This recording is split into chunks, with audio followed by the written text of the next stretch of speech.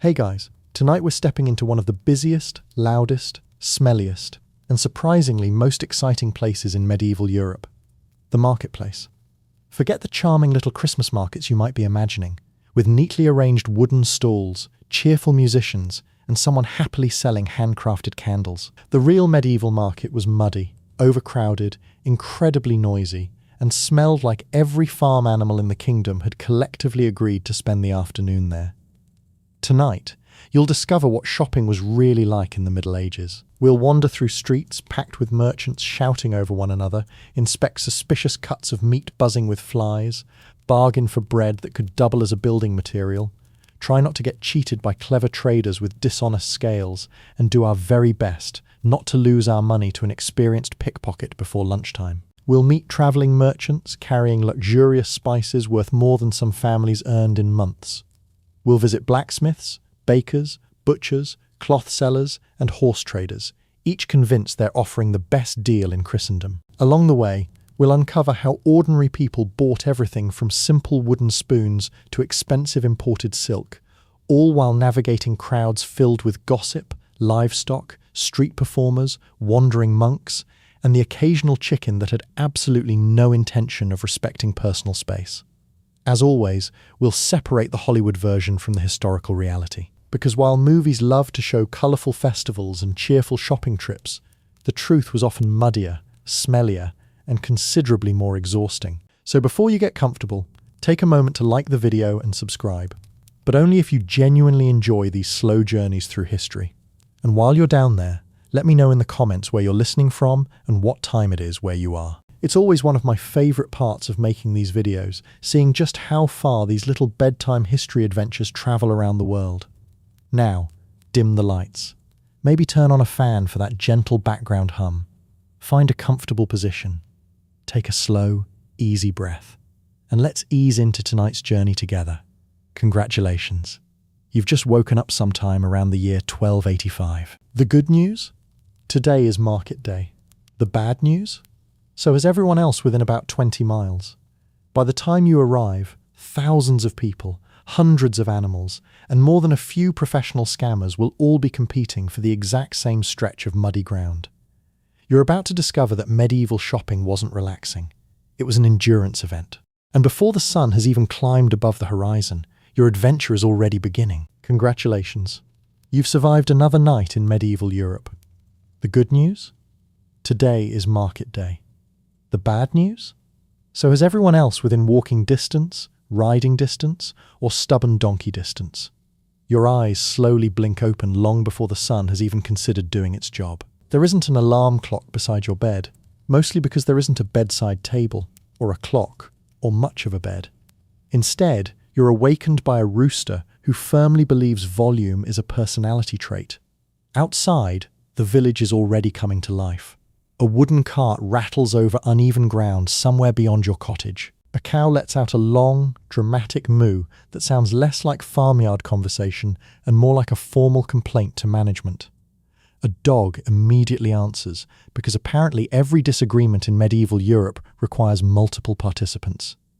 For one brief moment, lying beneath your rough wool blanket, you consider staying exactly where you are. It's warm enough. Your straw mattress has finally settled into a shape that almost resembles comfort. And if you keep your eyes closed long enough, perhaps the market will simply happen without you. Unfortunately, that's not how medieval economics works. Today is one of the most important days of the month. Unlike the modern world, where supermarkets patiently wait for customers 7 days a week, medieval markets only appeared on specific days. Miss today's market, and you might wait another week before another opportunity comes along. That means no fresh bread, no new tools, no salt, no cloth, no chance to sell your own goods, and certainly no hearing the latest village gossip, which, let's be honest, is almost as valuable as the shopping itself. So, with all the enthusiasm of someone volunteering to clean a stable, you push yourself upright. Your back immediately reminds you that you've spent the night sleeping on what is essentially a sack of dry grass. Every joint seems determined to introduce itself. Your knees crack. Your shoulders protest. Something in your neck makes a noise suspiciously similar to snapping twigs. You're only 28 years old.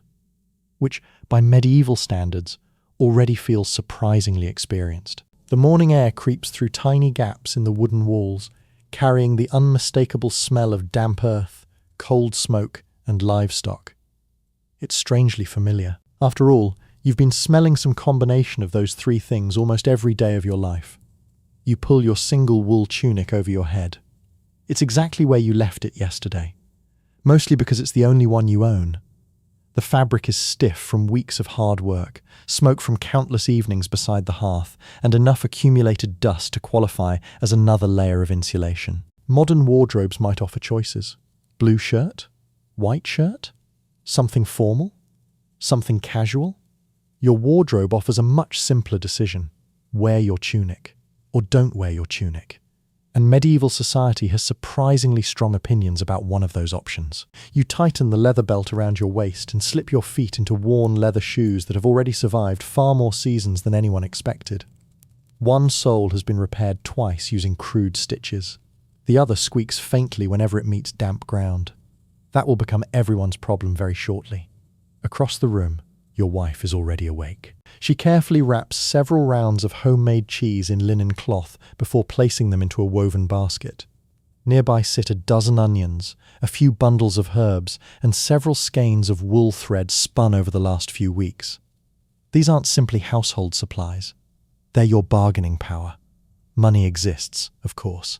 Silver pennies pass from hand to hand every market day. But plenty of business still happens through trade. A basket of onions might become a pair of wooden bowls. Fresh eggs could become lamp oil. Several lengths of wool might eventually become a new cooking pot. Everything has value. Everything can become something else. Even broken tools are worth carrying. Some blacksmith somewhere may happily repair what another man would throw away. You reach for the small leather pouch hanging from a peg beside the door. Inside, only a few coins softly clink together. You pour them into your hand. 1, 2, 3 silver pennies, several copper coins. That's it. You count them again. Not because you forgot the number, because every single coin represents days of work. Lose one in the crowd today, and you might spend the next month eating slightly thinner stew. Children begin appearing outside. Some are carrying baskets nearly as large as themselves. Others chase chickens that have absolutely no intention of staying where they're supposed to. One little girl proudly carries 3 apples. Halfway across the yard she trips. The apples roll in 3 different directions. 2 chickens immediately declare themselves the new owners. Welcome to medieval commerce. Outside your cottage, neighbours are making their own preparations. Old Thomas is loading sacks of barley onto a handcart whose wheels sound like they're negotiating their retirement. The village potter carefully wraps several clay bowls in straw. A shepherd counts his sheep, then counts them again, then discovers one has wandered into somebody else's cabbage patch. Market day hasn't officially begun, yet somehow everyone already seems busy. The excitement is impossible to ignore, because market day isn't just shopping, it's news, entertainment, business, politics, marriage arrangements, religious announcements, job opportunities, arguments, reunions, and, if history is anything to go by, at least 3 loud disagreements over whose pig belongs to whom. For many villagers, it's the only time they'll see people from neighbouring towns all month. Stories spread faster than carts. Rumours travel even faster. By sunset, someone who merely slipped in the mud this morning may have become the heroic survivor of a wolf attack. Historical accuracy has always struggled against a good story. You step outside. The eastern horizon is beginning to glow with pale orange light. Thin ribbons of smoke rise from dozens of cottages as breakfast fires awaken across the village. The smell of fresh bread drifts through the crisp morning air. Somewhere nearby, someone is frying onions. Someone else has already started brewing weak ale for the journey. Birds sing overhead. Church bells ring in the distance. And almost instantly, the peaceful countryside transforms into a slow-moving river of people. Families carrying baskets, farmers leading oxen, merchants pushing overloaded wagons, monks walking quietly, children running far too quickly, dogs darting between everyone's legs with complete confidence. Every road, every footpath, every muddy lane leads toward exactly the same destination, the medieval market. And before you even reach its gates, you'll discover that simply getting there can be an adventure all by itself. That is where our journey continues next. The market itself might be the destination, but first, you have to survive the journey there. And no, unfortunately, this isn't the sort of pleasant morning walk where you sip a warm drink, admire the sunrise, and wonder whether you'll stop for a pastry along the way. Your breakfast was a chunk of yesterday's bread, hard enough to make your jaw question your life choices, washed down with a mug of weak ale that tastes vaguely like grain, smoke, and optimism. It's enough to keep you moving. Barely. You adjust the basket hanging from your shoulder one last time before joining the slow-moving procession leaving the village. From a distance, it almost looks festive. Dozens of people heading in the same direction beneath a beautiful sunrise. The first rays of morning light stretch across damp fields sparkling with dew. Birds sing from nearby hedgerows. A gentle breeze carries the smell of fresh grass. For a few moments, it almost feels peaceful. Then your shoe disappears into 6 inches of mud. You pull. Nothing. You pull harder. Still nothing. For one horrifying second, you become convinced that your footwear has decided this is where the relationship ends. With one particularly undignified tug, your foot finally escapes. Your shoe follows a moment later with a loud, squelching sound that several nearby travelers politely pretend not to notice. This won't be the last muddy encounter of the day. The roads of medieval Europe are generous with mud. Extremely generous. Most roads aren't paved. They're little more than dirt tracks carved into the landscape by generations of carts, horses, and thousands upon thousands of muddy boots. When the weather is dry, they're dusty. When it rains, which, judging by the condition of your trousers, happened recently, they become something closer to slow-moving rivers made entirely of earth. Every wagon that passes digs the ruts a little deeper. Some grooves are nearly up to your ankles. Others could comfortably hide an ambitious pig. Speaking of pigs, one trots cheerfully down the road beside its owner, occasionally stopping to investigate interesting smells. Considering that every smell appears interesting to a pig, progress is slow. No one seems particularly bothered. Markets aren't only for people. Farmers bring sheep, goats, geese, chickens tucked beneath their arms. One elderly man is attempting to persuade a remarkably stubborn donkey that walking forward is, in fact, an excellent idea. The donkey disagrees. With remarkable confidence, you quietly admire its commitment. Some battles simply aren't worth winning. The crowd grows larger with every mile. Families from neighbouring villages merge onto the road until it becomes a winding line of travellers stretching farther than you can comfortably see. Everyone carries something.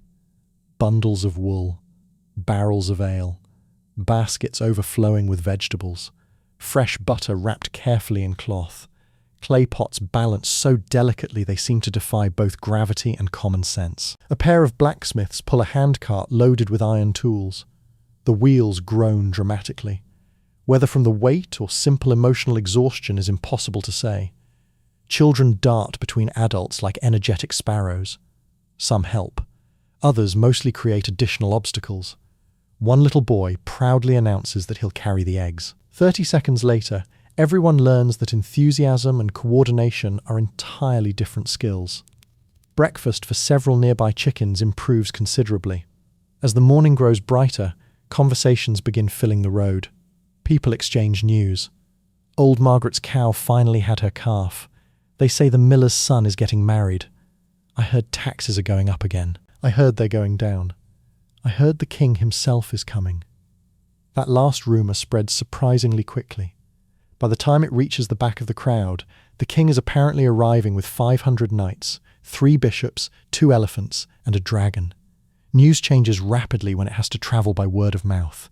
You smile quietly to yourself. If medieval Europe ever invents newspapers, half the village is going to be deeply disappointed.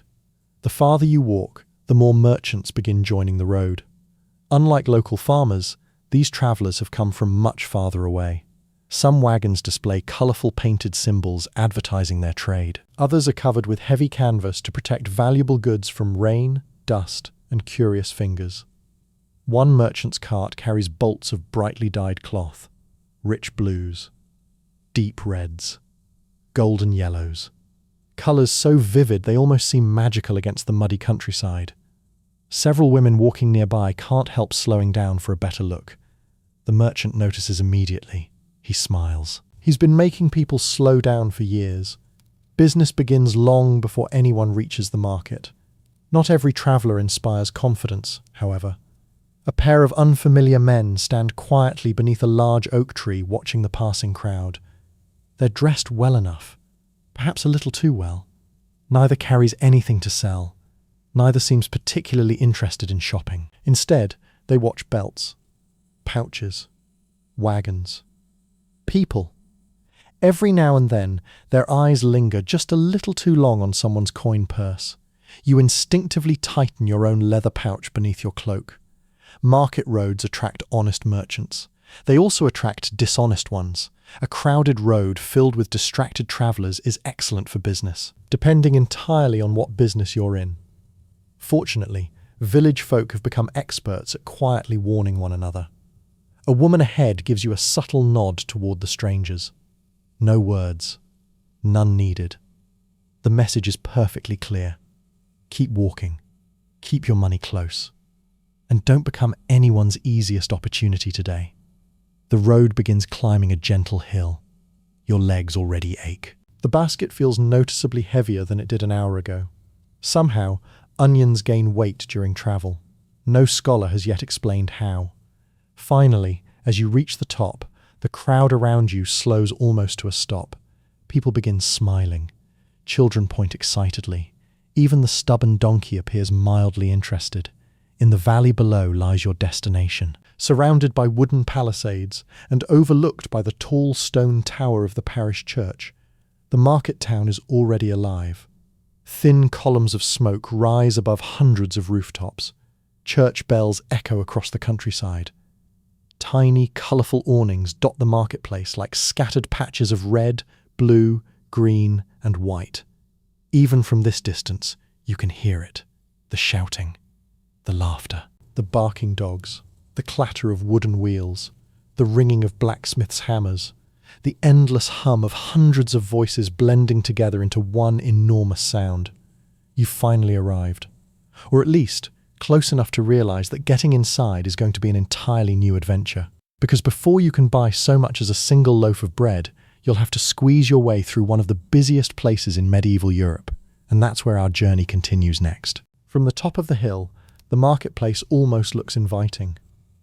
Almost. Tiny splashes of colour break up the sea of brown rooftops below. Bright strips of dyed cloth flutter gently in the morning breeze. Smoke curls lazily from dozens of chimneys, drifting into the cool air before disappearing into the pale blue sky. For a brief moment, you think perhaps this won't be so bad. Then the wind changes. It carries the market to you. Not visually. Aromatically. The first smell is wood smoke. Pleasant enough. Then fresh bread. Even better. Then roasted onions. You're beginning to feel optimistic. Then comes the fish. Followed closely by horse manure. Wet wool. Old cabbage. Goat. Cow. Pig. Beer. Human sweat. Something that might once have been cheese. And one smell so mysterious you decide your life will be happier if you never identify it. Welcome to the medieval marketplace. The closer you walk, the louder everything becomes. At first, individual voices drift across the fields. A merchant calling out today's prices. A farmer laughing with an old friend. A child crying because someone told him he couldn't bring home 3 ducks and a goat. But soon the separate sounds begin blending together into one enormous roar. Hundreds of conversations overlap. Merchants advertise their goods. Blacksmiths hammer glowing iron somewhere beyond the houses. Dogs bark. Geese honk with the confidence of creatures who believe they own the entire town. Church bells ring somewhere overhead, trying their very best to remind everyone that today is still technically a holy day. The market, however, appears to have other priorities. As you pass through the town gate, you're briefly slowed by 2 guards standing beside the entrance. Their job is less about protecting people and more about making sure market taxes are paid. Nothing says welcome quite like someone immediately asking whether you owe money. One guard gives your basket a quick glance. Anything to sell? A few onions. Some cheese, he nods. Not impressed. He's probably inspected 200 baskets already this morning, and yours ranks somewhere between mildly ordinary and aggressively average. You continue inside. The streets immediately become narrower. Much narrower. Stone buildings lean slightly toward one another as if they've spent the last 100 years sharing secrets. Upper floors jut out over the street, blocking much of the morning sunlight. Laundry hangs from windows overhead. You instinctively step around a puddle. An elderly woman passing beside you doesn't. She walks directly through it without even looking down. After enough years in medieval Europe, puddles simply become another kind of road. The crowd thickens with every step. People move in every direction. A farmer pushes a cart loaded with pumpkins. A monk carefully threads his way through the crowd carrying several handwritten books wrapped in cloth. Two boys race past, chasing a chicken that seems surprisingly enthusiastic about its escape. A woman carrying a basket of apples narrowly avoids colliding with a man balancing 3 wooden barrels across a handcart. Neither apologizes. They simply continue walking. Apparently this happens often enough that nobody finds it remarkable anymore. You quickly discover there's an unspoken rhythm to moving through the market. Walk too slowly. Someone bumps into you. Walk too quickly. You bump into someone else. Stop completely.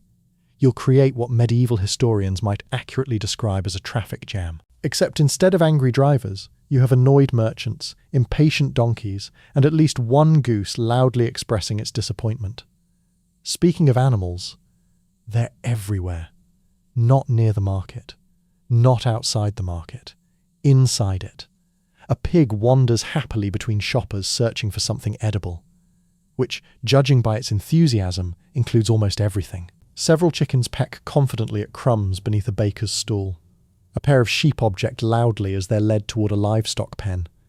One enormous ox slowly pulls a wagon piled so high with firewood that you briefly wonder whether the driver can actually see where he's going.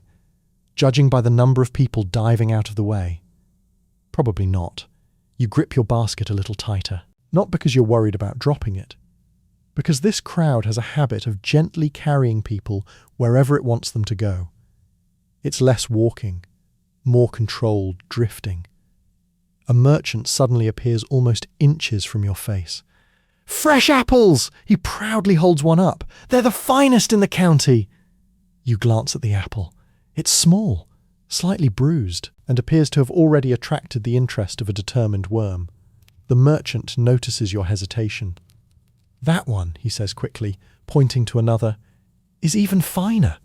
You've barely taken 3 more steps before another voice calls out, "Fine wool! Strong rope! Fresh butter! Hot pies!" Every merchant has mastered the same skill, speaking louder than the merchant next to them. The result is wonderfully chaotic. Imagine several hundred people all convinced that if they shout just a little louder than everyone else, they'll make the sale. Now imagine all of them being correct. Somewhere ahead, a blacksmith strikes glowing iron. Clang, clang, clang. Each blow echoes through the marketplace like the steady heartbeat of the town. Nearby, a kawapa hammers metal hoops around a wooden barrel. A cobbler loudly advertises repaired boots. A fish seller enthusiastically insists today's catch is fresher than yesterday's. Given yesterday is now over, he's technically telling the truth. Probably. You pause for a moment, not because you've reached your destination, because you're trying to take everything in. The movement, the colours, the sounds, the smells, the sheer number of people. This is more than a place to buy things. It's the beating heart of medieval life. For farmers, it's payday. For merchants, it's opportunity. For travellers, it's news. For children, it's an adventure. And for pickpockets, it's the busiest office they'll visit all week. Unfortunately, they're already hard at work. And before you spend your very first coin, you'll need to make absolutely sure someone else doesn't spend it for you. That's exactly where our journey takes us next. Now that you've made it into the market without losing a shoe in the mud or being trampled by an ox, you face an entirely different challenge. keeping your money. You instinctively pat the small leather pouch hanging beneath your belt. Still there. Good. You check again about 10 seconds later. Still there. Excellent. By the end of the day, you'll perform this little ritual so many times that your hand may begin checking your coin pouch even while you're asleep. The marketplace is crowded. Very crowded. Imagine every family from 20 surrounding villages deciding that today is the perfect day to stand in exactly the same place. That's the medieval market. People brush past your shoulders from every direction. Someone carrying a sack of grain bumps gently into your arm. Another man balancing 2 wooden buckets apologizes before disappearing into the crowd. A woman pulling an extremely unwilling goat accidentally nudges your basket. The goat, meanwhile, appears convinced that your onions belong to it. You politely disagree. The goat remains unconvinced. In all this pushing and squeezing, it's remarkably easy to become distracted. And distraction is exactly what certain people are hoping for. Not every visitor has come here to buy. Some have come to borrow. Permanently. Pickpockets are hardly a modern invention. Wherever large crowds gathered, clever thieves usually weren't far behind. A busy marketplace was their perfect workplace. Hundreds of people. Constant movement. Everyone focused on shopping instead of guarding their belongings. For an experienced thief, it was less a market, and more an all-you-can-steal buffet. Fortunately, medieval shoppers weren't completely helpless. Most people knew the tricks. That's why nearly everyone keeps their coin purse tied securely beneath a belt rather than dangling openly at their side. Many wear their money beneath layers of clothing altogether. It's inconvenient every time you want to pay for something. It's considerably less inconvenient than discovering halfway home that you've unknowingly financed someone else's shopping trip. As you weave through the crowd, you notice an elderly merchant watching everyone with remarkable attention. Not suspiciously. Professionally. Years of market days have taught him to recognize trouble before it happens. His eyes pause briefly on a young man wandering aimlessly through the crowd. The fellow doesn't carry a basket. He isn't examining goods. He isn't speaking to merchants. Instead, he seems far more interested in everyone else's belts. Interesting. A moment later, the merchant quietly clears his throat. The young man immediately changes direction. No shouting. No accusations. Just 2 people silently acknowledging that they both understand exactly what's happening. You quickly realize medieval communities have long memories. Known troublemakers rarely stay unknown for very long. Of course, not every theft involves nimble fingers. Some involve nimble words. "Fine lady!" A cheerful merchant waves a bolt of bright blue cloth before an unsuspecting customer. "The finest wool in all England!" His confidence is impressive. The cloth, perhaps slightly less so. The woman reaches out, rubbing the fabric between her fingers. Even from where you're standing, it looks rather coarse. The merchant notices her hesitation. Softens beautifully after a few washes. Perhaps it simply becomes smaller. There is, unfortunately, no official customer review system. You can't exactly leave 1 star and complain that the material felt suspiciously sheep-like. Buying something in the Middle Ages often depends on experience. Or luck. Mostly experience. If you've bought cheese from Old Martin for 20 years, you trust Old Martin. If a travelling merchant you've never seen before promises miracle soap imported from somewhere you've never heard of, healthy skepticism is free. You pass another stall where a man is enthusiastically demonstrating a kitchen knife. "Sharp enough to cut anything!" He slices cleanly through a cabbage. The crowd murmurs approvingly. Then he chops a thick rope, more impressed, murmuring. Finally, he carefully shaves a few hairs from his own arm. Now everyone seems convinced. Including you, until you notice that every demonstration uses exactly the same knife. The ones for sale remain neatly arranged on the table. Untouched. Interesting strategy. You quietly decide not to mention it. Nearby, 2 merchants argue loudly over whose stall occupies an extra foot of valuable space. "It's always been my corner." "No, it hasn't! It has! It hasn't!" Neither appears willing to surrender. Several nearby shoppers continue buying vegetables without paying the slightest attention. Apparently, this particular disagreement has been occurring every market day since approximately the invention of corners. A church bell rings across the square. For just a moment, conversations soften. A few people pause to cross themselves. Others simply continue bargaining over onions as though eternal salvation can politely wait until after they've negotiated a better price. Business has a remarkable ability to continue through almost anything. You glance once more at your coin pouch, still safely tied. Excellent. You haven't bought a single thing yet. And already you're beginning to appreciate that surviving the marketplace requires more than money. It requires patience, observation, a healthy amount of suspicion, and perhaps just enough luck to avoid becoming the day's easiest target.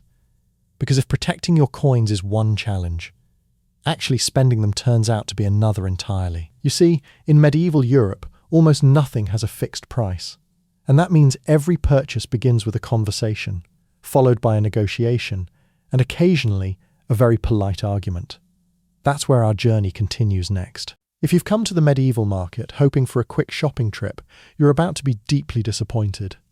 There are no neat little signs hanging above the stalls, no chalkboards listing today's specials, no helpful labels saying fresh bread, 3 pennies, and certainly no convenient promise that the price you see is the price you'll pay. In fact, the very idea of a fixed price would seem rather strange to most people here. Every purchase begins exactly the same way, with a conversation. Sometimes a friendly one, sometimes a suspicious one, occasionally one that sounds suspiciously like 2 people politely arguing over vegetables. You stop at a baker's stall. The smell reaches you long before the bread does. Warm rye loaves are stacked in uneven rows across a rough wooden table. Steam still rises from several of them, drifting into the cool morning air. After walking for hours, it's one of the most wonderful smells you've encountered all day. Fresh bread has an extraordinary ability to make every other problem seem temporarily less important. The baker notices you looking. He's noticed everyone looking.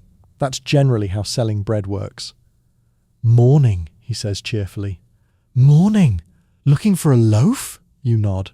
He lifts a round loaf from the table. "A fine one. Baked before sunrise." You gently press the crust with your thumb. It feels firm. Perhaps a little too firm. If someone needed to repair a castle wall in an emergency, this loaf might genuinely prove useful. Still, fresh enough. "What are you asking?" The baker smiles. 4 pennies! 4! You almost laugh. Not because it's impossible, because it's clearly the opening move. You shake your head slowly. 4? For a loaf this size? The baker places a hand dramatically over his heart. "My friend, have you seen the price of grain this season?" "No, exactly." He leans closer. "The harvest wasn't kind."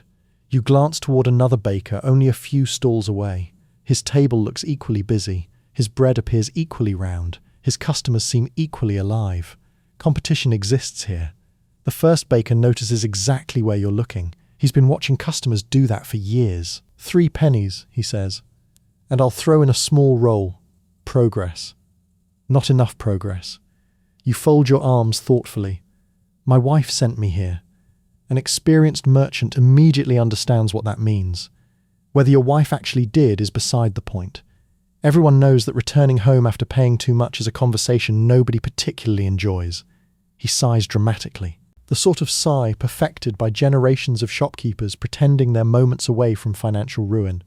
3 pennies, he repeats. "No roll. You consider the loaf again. The crust is good. The smell is even better.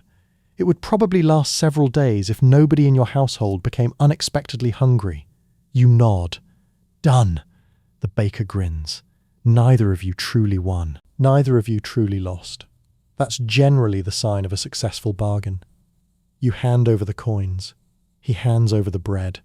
No receipt changes hands. No guarantee. No return policy. If tomorrow you discover the middle is somehow full of air instead of bread, well, tomorrow's problem belongs to tomorrow. As you step away, another customer immediately takes your place. "I'll give you 2 pennies. The baker bursts into theatrical laughter. 2? My good man, at that price I'd have to ask the chickens to start paying rent. The The crowd nearby chuckles. You've begun noticing something interesting. Buying things isn't always rushed. People linger, they chat, they joke, they bargain. The transaction itself becomes part of the entertainment. Some negotiations last several minutes. Others continue long enough for nearby shoppers to quietly begin offering opinions. An elderly woman interrupts one particularly spirited discussion over a basket of onions. "Take the offer," she tells the farmer. "Nobody's paying more than that today." The farmer protests. She remains unimpressed. Apparently she's been buying onions since before he was born. Experience carries considerable authority. Not every merchant enjoys bargaining. A travelling cloth seller folds his arms after hearing a customer's first offer. "My prices are fair. So are mine. I came all the way from Flanders. I walked 6 miles. You won't find cloth like this anywhere else." I won't find this price anywhere else either. Several nearby shoppers quietly smile. This is hardly unusual. Markets are full of conversations exactly like this. For many people, bargaining isn't considered rude. It's expected. If you immediately accept the first price without question, some merchants might even wonder whether they asked for too little. Of course, there are limits. Offer far too little, and you'll quickly earn yourself a reputation. One young man confidently offers half a penny for a beautifully crafted iron knife. The blacksmith stares at him in silence, then slowly points toward a nearby pile of scrap metal. "For half a penny," he says calmly, "I'll sell you the rust." The crowd erupts with laughter. The young man laughs too, mostly because dignity is easier to recover when everyone finds the joke amusing. As you continue wandering between the stalls, you realize every merchant has their own style. Some flatter, some joke, some refuse to lower their prices by even a single coin. Others happily bargain simply because they enjoy the conversation. Business here isn't just about money. It's about reputation, relationships, trust. A merchant who treats customers fairly earns loyal buyers year after year. A dishonest trader may make a few extra pennies today, but next market day, people will simply walk past his stall. And in a world where word travels faster than wagons, that's a very expensive mistake. You adjust the fresh loaf beneath your arm and continue deeper into the marketplace. You've made your first purchase. You've successfully navigated your first negotiation. You haven't been cheated. You haven't lost your coin pouch. You're beginning to feel surprisingly confident, which, as medieval history repeatedly demonstrates, is usually the exact moment something goes wrong, because just ahead lies one of the busiest, noisiest, and most irresistible corners of the entire market. The butcher's row. And you'll know you've reached it long before you actually see it. You've barely finished admiring your freshly purchased loaf of bread before your nose informs you that you've entered an entirely different part of the marketplace. The smell arrives first. Not one smell. Several. Fresh meat, wood smoke, animal hides, salt, sawdust, and just enough blood in the air to remind you that medieval food didn't magically appear wrapped in neat little paper packages. You follow the crowd around a corner. There it is, the butcher's row. If the baker's stalls were warm and comforting, the butcher's section is considerably more dramatic. Large wooden tables line both sides of the street. Above them hang heavy cuts of pork, beef, and mutton suspended from thick iron hooks. Rows of smoked sausages sway gently in the morning breeze. Salted hams dangle from wooden beams like oversized decorations. The entire street seems to revolve around meat, and everyone appears perfectly comfortable with it. You stop for a moment, taking everything in. A butcher raises his cleaver. Thump. Another. Thump. The steady rhythm echoes across the marketplace. Every few seconds, another customer steps forward. 2 pounds of mutton. A bit more fat on that one. No, not that piece. The other one. The butcher nods without missing a beat. His apron, once white many years ago, has long since surrendered to reality. Modern health inspectors would probably faint before reaching the first stall. Thankfully for the butcher, modern health inspectors won't be invented for several centuries. Flies buzz lazily around the tables, not in overwhelming clouds, but enough to remind you that refrigeration remains a distant dream. Instead, butchers rely on speed. Animals are slaughtered early. Meat is sold quickly. Whatever doesn't sell is preserved with salt or smoke before it has the chance to spoil. Waste isn't merely discouraged, it's almost impossible to afford. A pig represents weeks of food. A cow can feed an entire household for quite some time. Every usable part finds a purpose. Nothing disappears simply because it looks unappealing. Bones become broth. Fat becomes cooking grease. Skin becomes leather. Intestines become sausage casings. Even the parts you'd rather not think about often end up becoming something useful. Medieval people are remarkably efficient, mostly because they have to be. Nearby, a customer examines a side of pork with remarkable seriousness. He presses the meat gently with one finger. He studies the colour. He asks several questions. The butcher answers each one patiently. Buying meat isn't something people do carelessly. It's expensive. For many families, fresh meat remains an occasional luxury rather than an everyday meal. Most ordinary people eat far more bread, pottage, beans, and vegetables than roasted beef. Despite what grand banquet paintings might suggest, the average peasant isn't sitting down to venison every evening. That privilege generally belongs to people with castles and forests, and enough servants to remember where they left the venison. You continue walking. A young apprentice struggles to carry an enormous leg of beef nearly half his own size. His master watches carefully. "Lift with your legs," the butcher calls. The apprentice adjusts his grip. The meat slips. He catches it just before disaster. Several nearby customers applaud politely.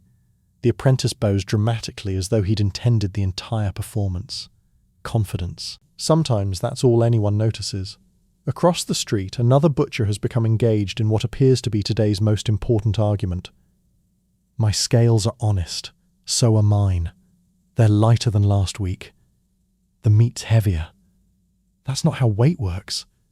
The surrounding crowd pauses to watch, not because anyone expects a fight, because free entertainment is difficult to ignore. Eventually, an elderly woman steps forward. Without saying a word, she removes a small stone weight from her basket, places it carefully onto the scales. Everyone watches. The balance settles. Silence. The butcher sighs. Perhaps. He scratches the back of his neck. They need adjusting. The old woman smiles with quiet satisfaction. Experience wins again. You make a mental note. Always trust the grandmother carrying her own weights. She's almost certainly seen every trick before. As you wander farther down the row, something catches your attention. Smoke. Not from fireplaces. From long wooden sheds where strips of meat hang above slow-burning fires. The scent is wonderful. Rich. Savoury. Deeply comforting. Smoking meat isn't just about flavour, it's survival. Without refrigerators, preserving food becomes one of the most important skills a household can learn. Salt. Smoke. Dry air. These are the technologies keeping winter hunger at bay. A merchant proudly slices a thin piece from a smoked ham. "Go on." He offers it toward you. "Try it." You hesitate only briefly before accepting. The meat is salty. Very salty. In fact, you briefly wonder whether you're eating ham or simply a particularly ambitious block of salt pretending to be ham. The merchant laughs. That'll keep through winter. You believe him. It might also keep through the next century. Nearby, two noble servants inspect expensive cuts destined for a wealthy household. Unlike most shoppers, they aren't asking how little they can buy. They're asking for the finest pieces available. The butcher suddenly becomes even more cheerful. Good customers have always inspired excellent customer service. Meanwhile, a farmer standing beside you quietly counts his remaining coins before deciding fresh meat will have to wait until another market day. Instead, he purchases a bundle of bones. Not because they're glamorous, because they'll make a hearty pot of broth for his family. Nothing goes to waste. Not money. Not food. Not opportunity. That's one of the biggest surprises about shopping in the medieval market. Every purchase is carefully considered. Every coin has weight. Every decision echoes through the coming weeks. You take one last look along the butcher's row, the rhythmic chopping, the smoke drifting upward, the lively bargaining, the constant movement of customers. It's busy, it's loud, it's messy, and somehow, Despite everything, it's astonishingly well organised. But just beyond the smell of smoked ham and fresh beef lies another corner of the market. One announced not by the sound of cleavers, but by an aroma so powerful it reaches you long before the stall itself. Fish, an extraordinary amount of fish. And that's where our journey continues next. If you thought the butcher's row had a distinctive aroma, prepare yourself, because nothing, and absolutely nothing, announces its presence quite like the fish market. You don't even have to see it. Your nose finds it first. One moment you're enjoying the smoky scent of cured ham drifting from the butcher's stalls. The next, it's as though the nearest river has personally decided to introduce itself. The smell is powerful. Not necessarily unpleasant, just determined. It wraps itself around the marketplace with remarkable confidence, settling into every street and alley as if it has signed a long-term lease. Even people who have visited this market every week for years instinctively wrinkle their noses as they approach. Then, just as quickly, they stop noticing it. The human body has an extraordinary ability to adapt, especially when adaptation is the only realistic option. You follow the growing crowd until the fish stalls come into view. Unlike the colourful displays of vegetables or the neatly stacked loaves of bread, these tables glisten in the morning light. Large river fish lie arranged side by side on thick wooden boards. Their silver scales catch the sunlight like tiny mirrors. Pike, trout, perch, eels curled into neat coils, carp so large you briefly wonder whether it fought back. The fishmongers stand proudly behind their displays, sleeves rolled high above their elbows. They've already been awake for hours, much earlier than you. Fishing isn't an occupation that allows generous mornings. Many of these fish were swimming before dawn. Now they're waiting for customers before the afternoon sun has a chance to spoil the day's business. One merchant lifts an enormous pike high into the air. "Fresh from the river this morning!" His voice carries halfway across the square. Several shoppers immediately drift toward the stall. Freshness matters, more than almost anything else. Without refrigeration, every passing hour quietly works against the merchant. Today's fish is tomorrow's disappointment. The fish seller knows it. His customers know it. Even the cats wandering beneath the tables seem to understand the importance of timing. Speaking of cats, they're everywhere. Slim tabby cats weave confidently between shoppers' boots with the calm assurance of experienced professionals. They patrol beneath the stalls, watching every discarded scale, every dropped scrap, every inattentive merchant. Officially, they're hunting mice. Unofficially, business has its perks. One particularly ambitious cat leaps gracefully onto a barrel. Its eyes remain fixed on a dangling herring. The fishmonger notices. "So do I!"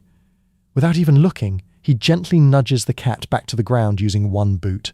The cat lands elegantly, then immediately begins planning another attempt. Persistence has always been one of a cat's finest qualities.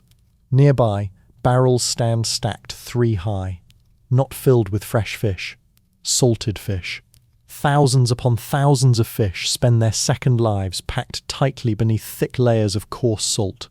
It isn't glamorous, but it works. Salt is one of the greatest luxuries of the medieval world, not because it tastes exciting, because it keeps people alive. A barrel of salted herring can feed a family long after winter has emptied the fields and frozen the rivers. Without preservation, food disappears. With enough salt, food waits patiently. You pause beside one merchant who is carefully opening a fresh barrel. A sharp crack echoes as the wooden lid finally gives way. Immediately, the smell becomes considerably more enthusiastic. Several nearby shoppers take one synchronized step backward. The merchant doesn't seem remotely bothered. He smelled this every market day for 20 years. To him, it simply smells like business. He reaches inside and pulls out a perfectly preserved herring. Excellent quality. You believe him. It also appears capable of surviving another decade without complaint. A woman beside you purchases 6. Not because her family particularly loves salted fish, because Lent is approaching. Religion shapes nearly every part of medieval life, including dinner. Throughout much of the Christian calendar, eating meat from 4-legged animals is forbidden on fasting days. Fish, However, fish receives considerably kinder treatment. As a result, demand can become enormous. Entire fishing villages depend on it. Merchants travel hundreds of miles transporting barrels inland. Some fish arrive from rivers only a few hours away. Others have crossed seas before reaching this very marketplace.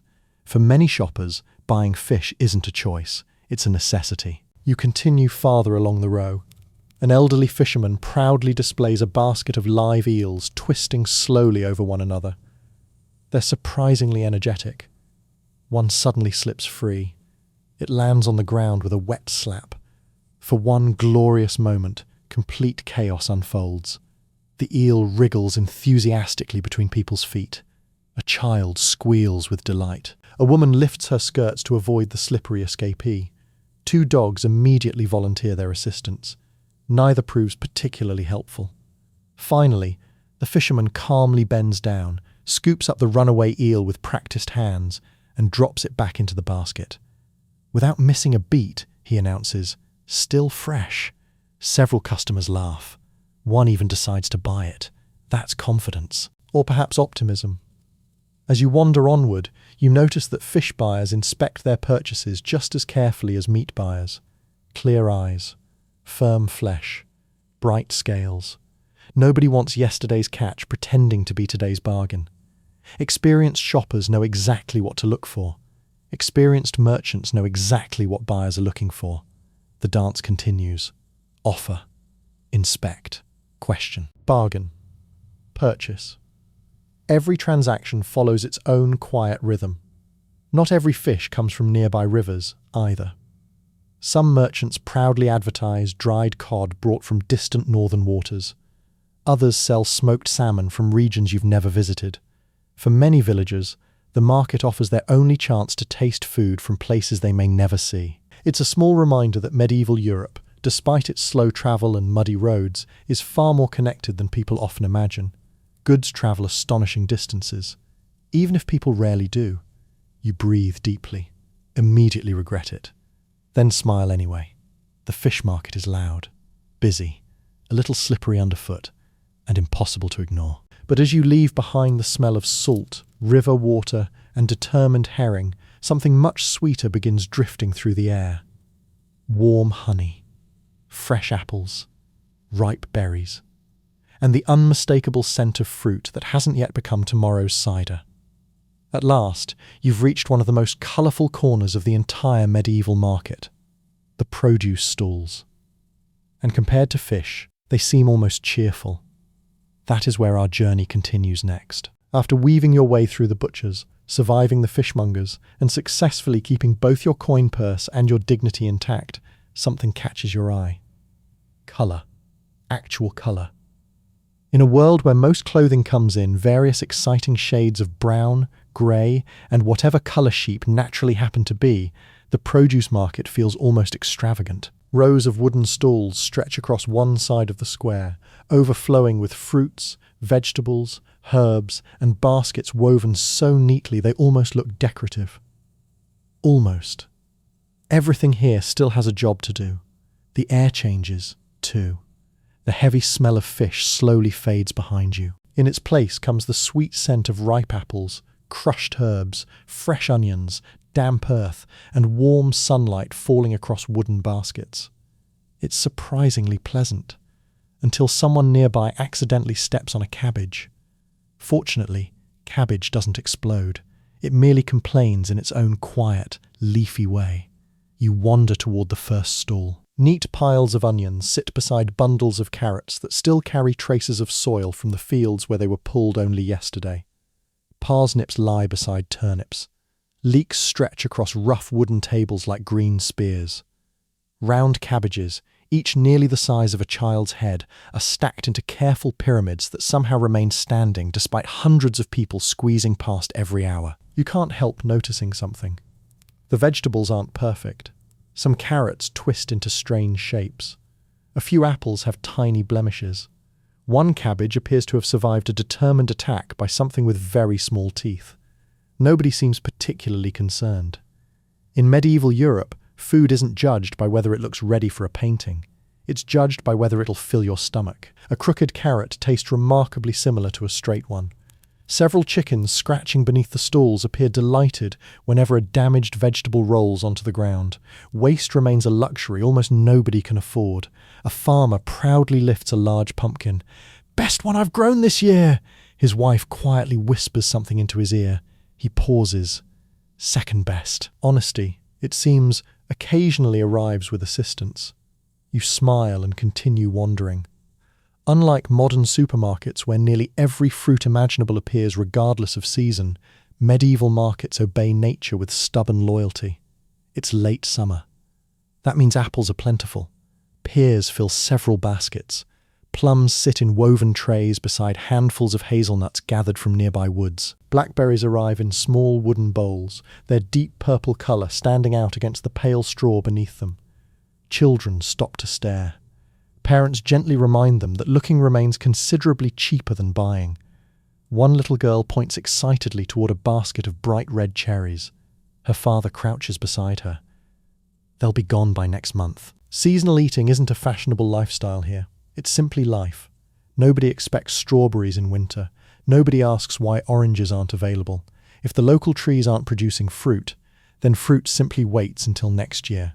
You stop beside an elderly woman selling bundles of fresh herbs. The table before her is wonderfully fragrant. Rosemary, sage, thyme, mint, parsley. The scents mingle together every time the breeze passes through. For a moment, the marketplace smells less like livestock and more like someone's kitchen. Customers approach one after another. Some ask about cooking. Others quietly ask about medicine. Because in the medieval world, herbs occupy a fascinating middle ground. The same plant that flavours tonight's stew may also be recommended for tomorrow's headache. Whether it actually works, well, opinions vary considerably. The old woman certainly seems confident. A young mother asks which herbs might help a child's cough. The herb seller carefully selects a small bundle. She explains exactly how to prepare it. The mother thanks her, pays a few small coins, and tucks the herbs carefully into her basket. Knowledge itself is something being traded here. Not everything valuable hangs from hooks or sits in barrels. A few stalls farther along, an argument has broken out over a basket of apples. I counted 12. There were only 11. There were definitely 12. The merchant scratches his beard thoughtfully. One nearby customer quietly picks up the missing apple from beneath the table. It appears gravity deserves part of the blame. Everyone laughs, even the merchant. Especially after discovering he isn't losing money after all. You notice another interesting habit. People don't simply grab the first vegetables they see. They inspect everything. They lift onions, turn apples over in their hands, examine cabbage leaves, smell bunches of herbs, ask where they were grown, ask when they were harvested, ask whether they'll keep through the coming week. Shopping takes time. Nobody rushes.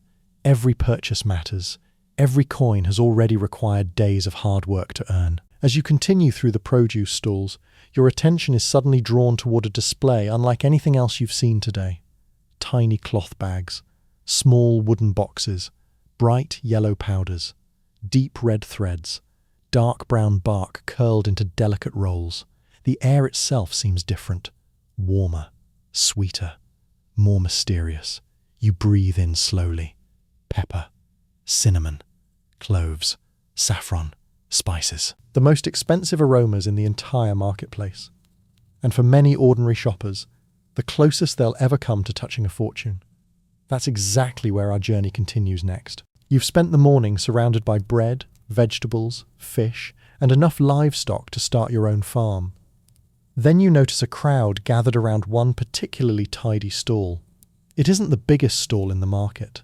Far from it. In fact, compared to the butcher's enormous tables or the towering piles of vegetables, it almost looks disappointingly small. No hanging signs, no mountains of goods, no shouting merchant waving enormous fish through the air.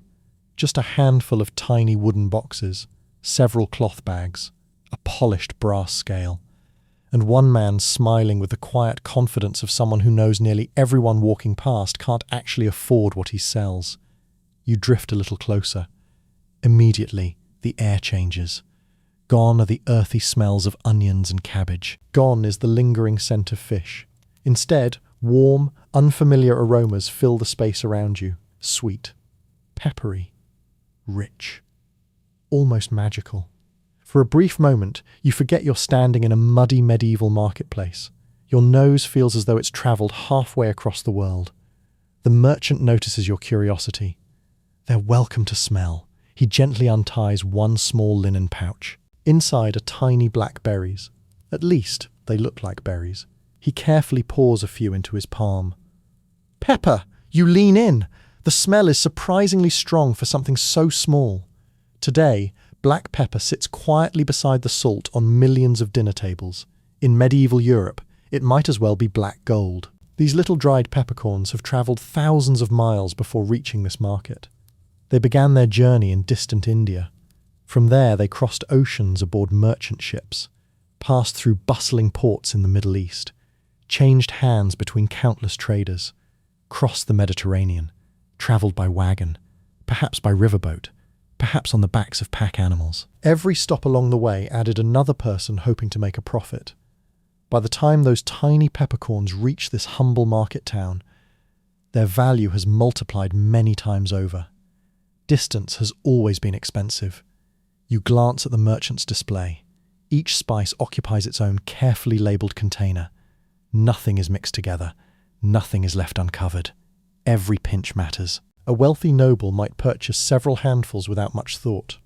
You could probably afford to admire them. For free. The merchant reaches for another box. Inside are curled pieces of brown bark. Cinnamon.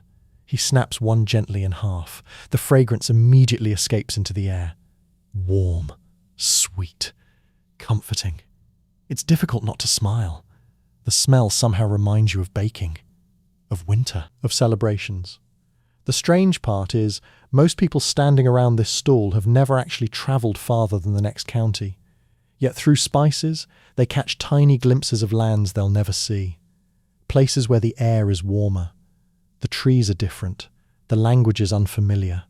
The foods unlike anything growing in their own fields. In a curious way, the spice merchant is selling tiny pieces of distant worlds. A richly dressed woman approaches the stall. Judging by her fine wool cloak and polished leather gloves, she's clearly shopping for someone whose dining table is considerably larger than yours. I'll take saffron. The merchant nods respectfully. From a small locked box, he removes an even smaller silk pouch. Inside, only a few delicate crimson threads. You blink. That's all? The woman pays several silver coins without hesitation. More money changes hands than you've spent all morning. For a few strands no longer than your little finger. Saffron is astonishingly valuable. Not because it's heavy. Quite the opposite. Every thread has to be picked by hand from the delicate flower of the crocus. Thousands upon thousands of flowers produce only a tiny amount. It's painstaking work, slow work, expensive work. To wealthy households, saffron brings beautiful golden colour to food. To everyone else, it mostly brings curiosity. A farmer standing beside you quietly whistles beneath his breath after hearing the price. I could buy another sheep. The merchant smiles politely. You could. Neither man appears offended. They're simply discussing two very different ways of spending money. Nearby sits another container filled with dried flower buds. Cloves! The merchant rolls one between his fingers. Its scent is sharp and sweet all at once. Beside it lies pale green cardamom, nutmeg, mace, ginger. Each spice has crossed deserts, seas, kingdoms, and mountain ranges before finally arriving on this modest wooden table. You suddenly realize something remarkable. The medieval market isn't nearly as isolated as people often imagine. The roads may be muddy, travel may be slow, but trade reaches astonishing distances. The loaf of bread tucked beneath your arm came from grain grown a few miles away. The pepper sitting inches from it began life on another continent. Both somehow ended up meeting in exactly the same marketplace. History has a wonderful habit of quietly connecting places that seem impossibly far apart. A young apprentice beside the merchant carefully wipes a tiny brass balance clean with a soft cloth. Every measurement must be exact. No generous handfuls here. No scooping spices by the cup. Often they're sold by weight, so small it seems almost unbelievable. One careless spill could cost more than a week's wages. The apprentice handles every container with the sort of concentration normally reserved for carrying newborn babies. One customer asks for only the smallest pinch of pepper. The merchant nods. Even tiny purchases matter. Perhaps it's for a feast. Perhaps a wedding. Perhaps someone simply wants one memorable meal before returning to ordinary cabbage tomorrow. Luxury doesn't always arrive in large packages.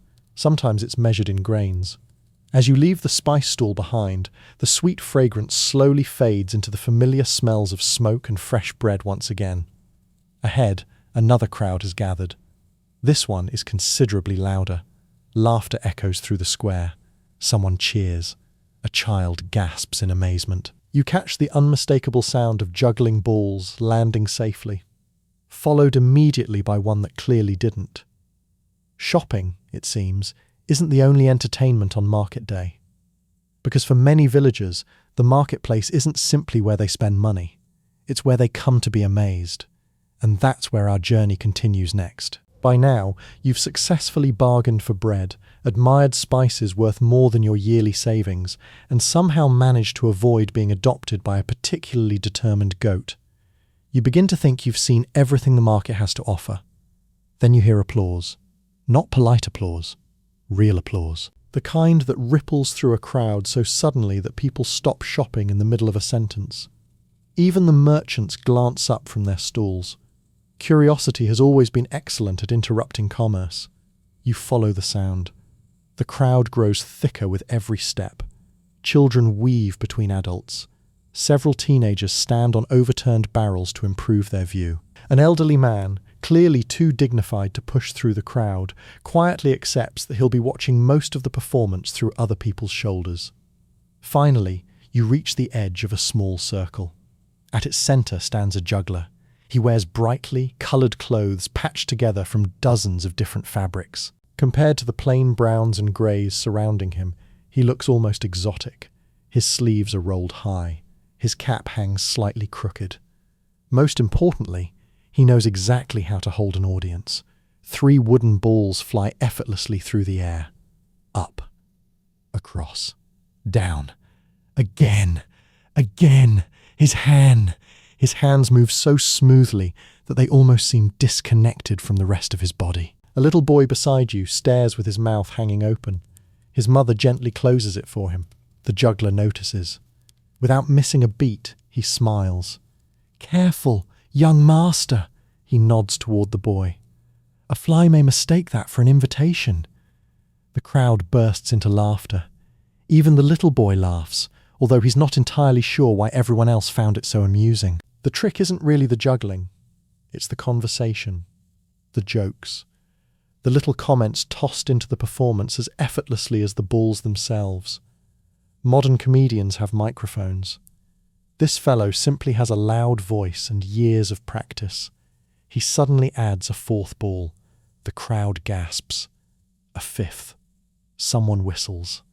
Then, a 6th. Everything continues perfectly for nearly 10 glorious seconds, until one ball bounces off his shoulder. Another slips through his fingers. The entire pattern collapses. Wooden balls scatter across the square. One rolls between your boots. Another narrowly misses an elderly nun. The juggler throws both hands dramatically into the air, exactly as rehearsed. The audience erupts with laughter. You suspect that line has rescued many performances over the years. A small basket sits on the ground nearby. As the applause dies down, several people step forward. One drops in a copper coin. Another offers a small loaf of bread. One farmer quietly places 2 apples inside before slipping back into the crowd. Entertainment has value. Not everyone can afford money. But gratitude comes in many forms. As you continue walking, another performer has already claimed the centre of the next open space. This time, it's a storyteller. Unlike the juggler, he barely moves. He doesn't need to. His voice does all the travelling. Children gather immediately around him, sitting cross-legged on the packed earth. Adults remain standing behind them. Even merchants occasionally pause while serving customers. The storyteller raises one finger. There once lived a knight. Within seconds, the marketplace seems to disappear. The children lean forward. Adults smile quietly. For a few precious minutes, everyone forgets about muddy roads, expensive bread, aching feet, and stubborn livestock. Stories have always possessed remarkable power. Long before printed books become common, stories are how people travel without leaving home. They're entertainment, education, memory, sometimes exaggeration, occasionally all four at once. The knight grows braver with every sentence, the dragon larger, the treasure richer.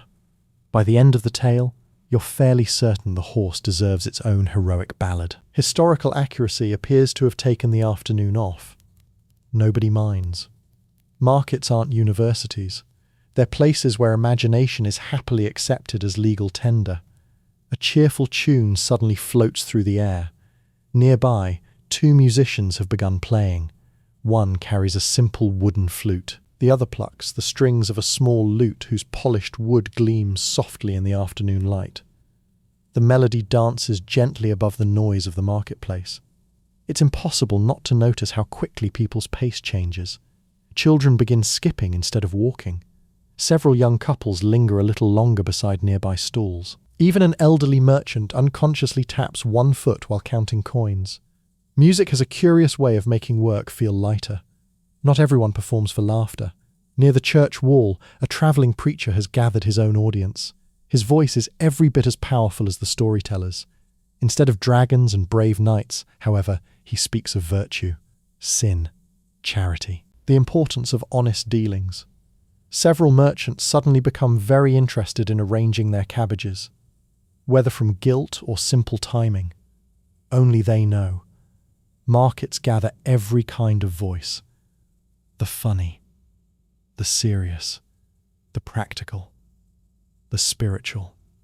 Every visitor finds something worth listening to. Just beyond the musicians, a small crowd has formed around an elderly man sitting quietly behind a folding table. Unlike everyone else, he isn't selling food, or cloth, or tools. He's selling something considerably harder to measure: predictions. Before him lies a collection of curious objects: cards painted by hand, small polished stones, bundles of dried herbs. A brass astrolabe catches the sunlight. People approach cautiously. Some laugh, some whisper. Others leave looking thoughtful. Whether anyone truly believes the future can be read from the stars is difficult to say. But curiosity has always been one of humanity's favourite hobbies. And curiosity, much like pepper, often costs a few coins. You realise something as you continue through the crowd. The market isn't merely a place to exchange goods, it's where isolated villages reconnect with the wider world, where strangers become customers, customers become friends, friends exchange news, children discover wonder, travellers bring stories from distant kingdoms, merchants spread fashions, musicians carry songs, storytellers carry legends. Every market day refreshes the heartbeat of the community. Without it, life would feel considerably smaller. You pause for one last look across the bustling square. The laughter, the music, the conversations drifting together beneath bright afternoon sunlight. It's easy to imagine spending the entire day here. Many people do. But eventually, even the greatest performance gives way to practical concerns. Your pantry still isn't full. Your household still needs supplies. And one of the most important purchases of all still lies ahead. Because every medieval home depends upon simple objects that rarely appear in heroic stories. Wooden bowls, iron knives, clay pots, candles, rope. The ordinary tools that quietly keep everyday life moving. And that's exactly where our journey continues next. After watching jugglers, listening to wandering storytellers, and briefly considering whether your future might actually improve if you purchased a prediction from the old fortune teller, you remember why you came here in the first place. Your cooking pot has a crack. One wooden spoon has mysteriously vanished. Your wife's favourite knife has become so blunt that it now spreads butter far better than it cuts bread. Practical problems have a remarkable talent for waiting patiently until you've almost forgotten them. So you leave the entertainers behind and head toward the craftsman's quarter of the market. The atmosphere changes almost immediately. The laughter grows quieter. The ringing grows louder. Clang, clang, clang. The unmistakable sound of hammer striking metal echoes through the square. This is where things are made. Not stories, not songs, actual things. Things that chop firewood, things that cook supper, things that repair roofs, things that quietly keep an ordinary family alive from one season to the next. The first stall belongs to a blacksmith. Calling it a stall feels slightly unfair. It's more of a miniature workshop. A small forge glows bright orange beneath a canopy of rough timber. Bellows wheeze steadily as an apprentice pumps air into the fire. The heat reaches you several steps before you arrive. Compared to the cool autumn breeze outside, it feels wonderfully warm. The blacksmith lifts a piece of glowing iron from the coals. It's almost white with heat. Quickly, he places it onto the anvil. Then comes the hammer. Clang. Tiny sparks leap into the air like glowing fireflies. Again. Clang. Clang. Clang. The rhythm is strangely relaxing. Not because it's quiet, because it's predictable. The apprentice has clearly heard this sound every day for years. He doesn't even glance up anymore. To him, it's simply another Tuesday, or whatever medieval people call Tuesday. The blacksmith notices you examining a row of knives laid neatly across a wooden bench. Need something that cuts? You pick one up carefully. The blade catches the sunlight. It's heavier than you expected. The handle feels smooth from careful carving. This isn't some cheaply made object meant to last a season. A good knife may serve a family for decades, perhaps even pass from parent to child. In the medieval world, tools aren't disposable. They're investments. You run your thumb gently, not too gently, along the edge. Sharp, very sharp. Sharp enough to remind yourself not to continue testing it that way. The blacksmith smiles. That one was forged 3 days ago. You nod politely. He waits. You wait. Neither of you speaks. Apparently bargaining is about to begin. How much? 5 pennies. You nearly laugh. He expected that. I'll give you 4. He scratches his beard thoughtfully. I've already refused 4. To whom? No one. A pause. I was preparing. You can't help smiling. He's good. Very good. Eventually, you settle somewhere between his first price and yours. Neither of you appears disappointed. Once again, everyone leaves believing they negotiated brilliantly. Across from the blacksmith sits the co-opper. His trade is barrels. Entirely barrels. Large barrels. Small barrels. Tall barrels. Short barrels. Barrels for ale. Barrels for flour. Barrels for salted fish. Barrels for almost anything that isn't nailed down. Watching him work is unexpectedly fascinating. He carefully bends thin wooden staves into shape before tightening iron hoops around them. One precise tap. Then another. Every movement looks effortless. It isn't. A badly made barrel leaks. A leaking barrel ruins everything inside it. There's surprisingly little room for mistakes. Nearby, a potter has arranged rows of freshly fired bowls and jugs across several wooden shelves. Their warm reddish clay glows softly beneath the afternoon sun. No two are exactly alike. One bowl leans ever so slightly to one side.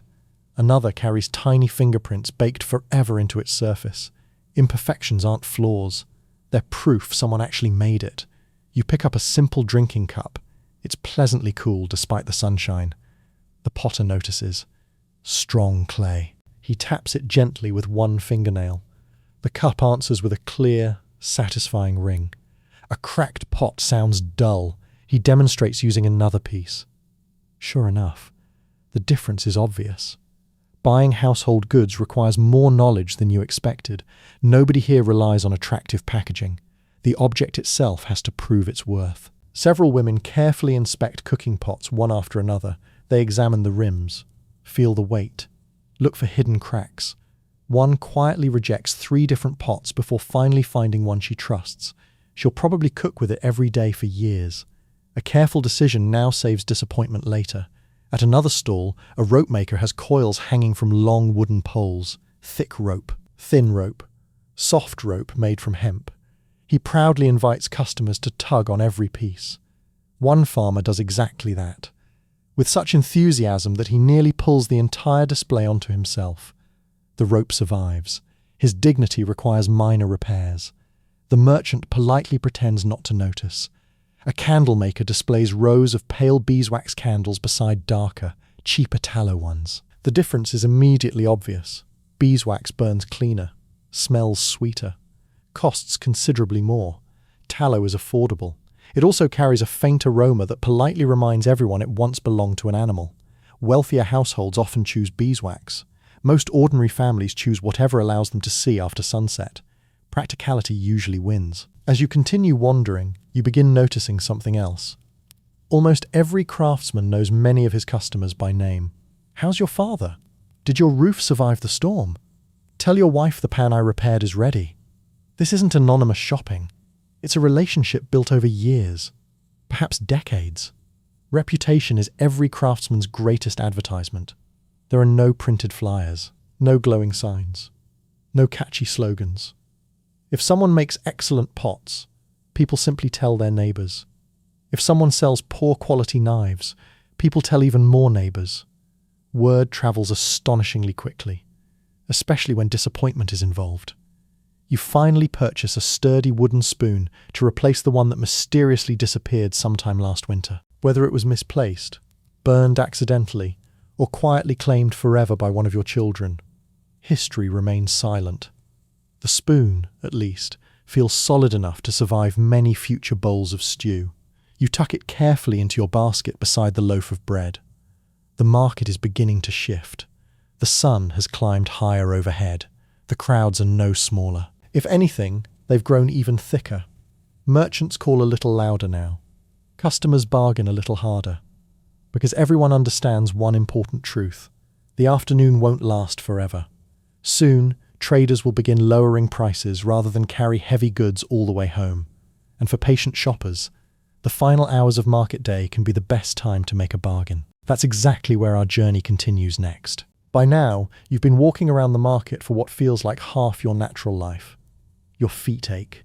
Your shoulders are beginning to protest the steadily growing weight of your basket.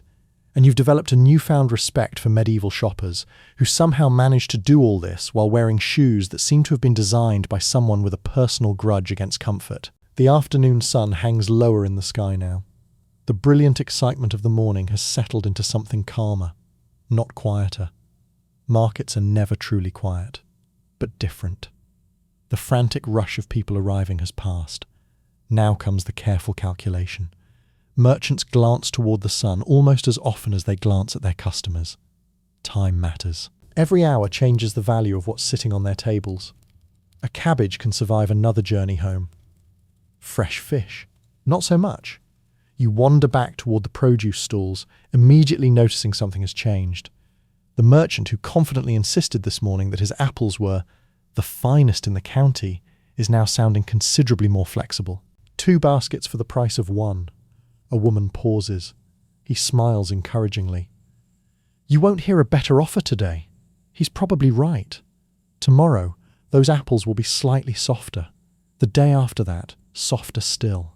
Fruit waits for no one. Selling today is almost always better than hoping for tomorrow. Across the square, the baker has reached much the same conclusion. The towering pile of fresh bread from sunrise has become a much smaller stack. He lifts the remaining loaves one by one. This one baked first thing this morning. A customer nods. It'll still be good tomorrow. The baker hesitates. Probably. Not exactly the most enthusiastic sales pitch. Still, honesty carries weight. The customer buys too. Better to leave with slightly less money than slightly more stale bread. Nearby, a cheese seller begins cutting larger samples than he offered earlier. Go on. He hands a small piece to an elderly couple. Taste it. The husband chews thoughtfully. The wife immediately nods. The merchant barely has time to wrap the cheese before another customer steps forward asking for exactly the same kind. Crowds attract crowds. One sale often leads to another. It's a lesson merchants have understood for centuries. You notice that bargaining has changed too. Earlier this morning, negotiations felt patient, measured, almost leisurely. Now they're noticeably quicker. A farmer points toward a sack of onions. "I'll take the whole lot." The seller folds his arms. "6 pennies! 5! The merchant looks at the onions, then at the lowering sun, then back at the customer. Done. The entire conversation lasts perhaps 15 seconds. Experience has taught both men exactly where the compromise will probably end. No dramatic speeches, no theatrical sighs, just business. A few stalls away, a cloth merchant begins rolling up bolts of fabric. Not because he's sold out, because he's preparing for the journey home. Packing takes time. Every merchant has to think about daylight. There are no streetlights waiting after sunset, no brightly illuminated roads. Once darkness falls, travelling becomes slower, riskier, and considerably easier to trip over something unpleasant. Most people would rather be home before then. Children who've spent the entire day racing through the marketplace now begin showing unmistakable signs of exhaustion. One little boy sits firmly on the ground. "I can't walk." His father looks down. "You've been running since breakfast. I've stopped now." An excellent point. The father sighs. A few moments later, the child is riding comfortably on his shoulders. A solution nearly as old as parenthood itself. Nearby, 2 sisters carefully compare ribbons hanging from a travelling merchant's display. One blue, one green. Their mother quietly reminds them they can only afford one. The sisters spend nearly 5 minutes deciding. Eventually, they choose the blue ribbon. Not because it's better, because they agree it'll look prettier during next Sunday's church service. Sometimes the smallest purchases bring the greatest excitement. An old man shuffles slowly past, carrying nothing more than a small sack of salt. You might almost overlook him. Yet that humble purchase could preserve meat for weeks. Seasoned vegetables, flavour bread. Salt isn't exciting. It doesn't sparkle. It doesn't attract crowds. But few goods in the market are more valuable to everyday life. Not every successful shopping trip ends with overflowing baskets. Sometimes success simply means finding exactly what your family needs. No more, no less. As the afternoon wears on, the atmosphere softens even further. Merchants who've been strangers all morning begin chatting across neighbouring stalls. A butcher shares a joke with the baker. The baker trades a loaf for a piece of smoked sausage. A co-opper strolls over to inspect a blacksmith's latest hinges. Business competitors often become neighbours by evening. The market may be busy, but it's also a community.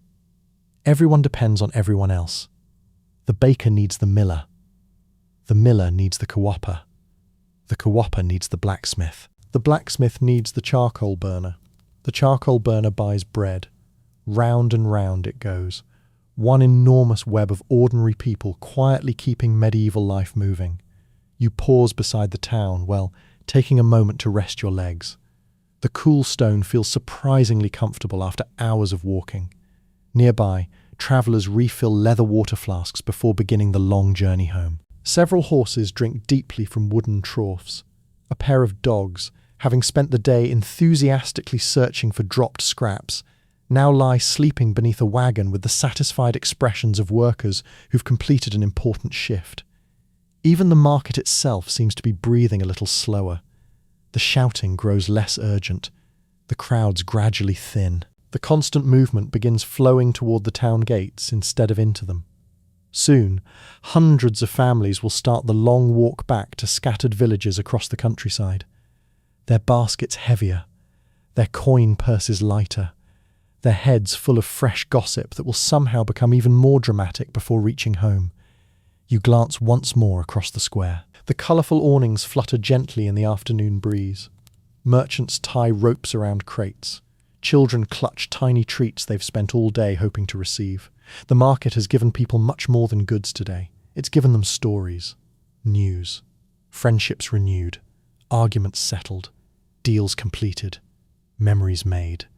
And now, like every market day before it, it's slowly coming to an end. But before you begin the long walk home, there's one final thing you should know.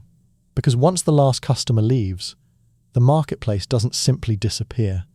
An enormous amount of work is only just beginning, and that's where our journey continues next. By late afternoon, the marketplace begins changing in ways you barely notice at first. The shouting grows less frequent. The crowds become thinner. The gaps between people slowly grow wider. A place that only hours ago felt almost impossible to walk through now allows you to take 3 or 4 uninterrupted steps before someone accidentally introduces their elbow to your ribs. Progress. You adjust the basket hanging from your shoulder. It's noticeably heavier than it was this morning. Inside rests your loaf of bread, the sturdy wooden spoon, a bundle of herbs, and a small wedge of cheese wrapped carefully in linen. Your coin purse, meanwhile, feels considerably lighter.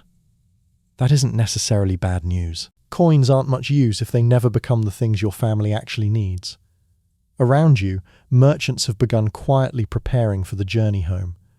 The vegetable seller starts gathering empty baskets. One by one, he stacks them inside each other until they form a wobbling tower nearly taller than his youngest son. The boy looks at the pile with understandable concern. His father looks at the cart with understandable optimism. Gravity will eventually decide who's correct. Nearby, the baker counts his remaining loaves. Only 5 are left. He smiles with quiet satisfaction. It's been a good day. Not perfect. Perfect days exist mostly in stories, but good enough. The unsold bread will feed his own household tonight, and tomorrow morning it can become thick slices for soup or be toasted beside the fire. Even stale bread rarely goes to waste. In medieval kitchens, leftovers are simply tomorrow's ingredients wearing different clothes. Across the square, the fishmongers are moving much faster. Anything that remains unsold requires immediate attention. Fresh fish doesn't politely wait until next week. Several merchants begin packing the day's leftovers into barrels layered with coarse salt.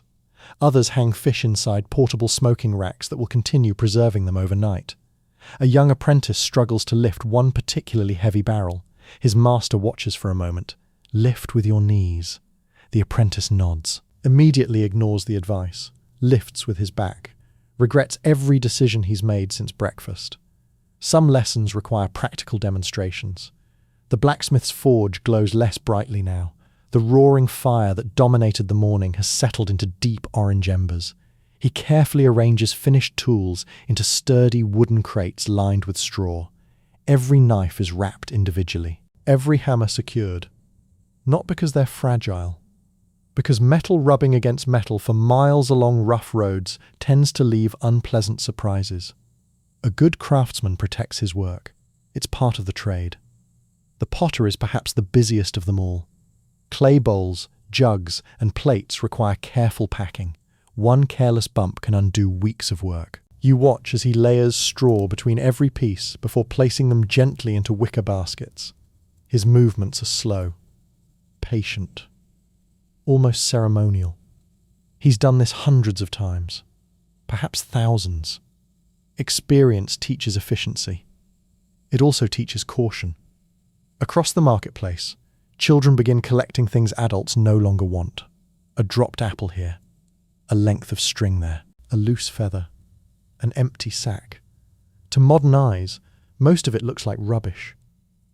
To medieval children, it's tomorrow's toy, or tomorrow's useful object. Nothing is too ordinary to deserve a second life. You notice a pair of boys happily rolling an old wooden barrel hoop through the square using sticks. They're laughing so hard you'd think someone had handed them the finest toy in Europe. Perhaps they have. Entertainment doesn't always require expensive craftsmanship. Sometimes all it requires is imagination. As the merchants continue packing, another group quietly gets to work. The cleaners. Although cleaners might be giving them slightly too much credit, several townsfolk armed with wooden shovels begin clearing away piles of straw, vegetable leaves, broken crates, and less pleasant contributions left behind by the hundreds of horses, oxen, donkeys, sheep, pigs, and geese that have spent the day wandering through town. The job is neither glamorous nor particularly fragrant. It is, however, absolutely essential. Without regular cleaning, a busy market would quickly become an unhealthy place to visit. Medieval towns understood this surprisingly well. Many market squares had local rules requiring stallholders to tidy their own spaces before leaving. Those who ignored the rules could face fines. Nobody enjoys paying money because they forgot to sweep up cabbage leaves. A flock of crows lands confidently in the now quieting square. They've been waiting all day, patiently, watching from rooftops. Now they descend like experienced inspectors. Every forgotten crust, every dropped grain, every tiny scrap becomes dinner. Nature, it seems, has appointed its own clean-up crew. A pair of stray dogs follows close behind.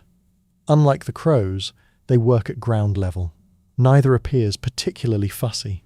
You suspect both are ending the day considerably better fed than they began it. As the sun lowers toward the horizon, long golden shadows stretch across the marketplace. The colourful awnings that looked so lively this morning now come down one by one. Wooden poles are untied, canvas folded, ropes coiled neatly. Within an hour, entire rows of bustling stalls begin disappearing as though they had never existed. It's surprisingly quick. By tomorrow morning, someone passing through the square might find it difficult to imagine that thousands of people filled this very space only a few hours earlier. Markets are temporary. Their impact isn't. Every loaf sold today, every tool repaired, every bargain agreed upon, every conversation shared, every rumour exchanged. Those things travel home with the people. The marketplace itself may vanish until next week. Its stories certainly won't. You begin walking toward the town gate alongside dozens of other families. The road home is quieter now. People are tired. Children ride on parents' shoulders.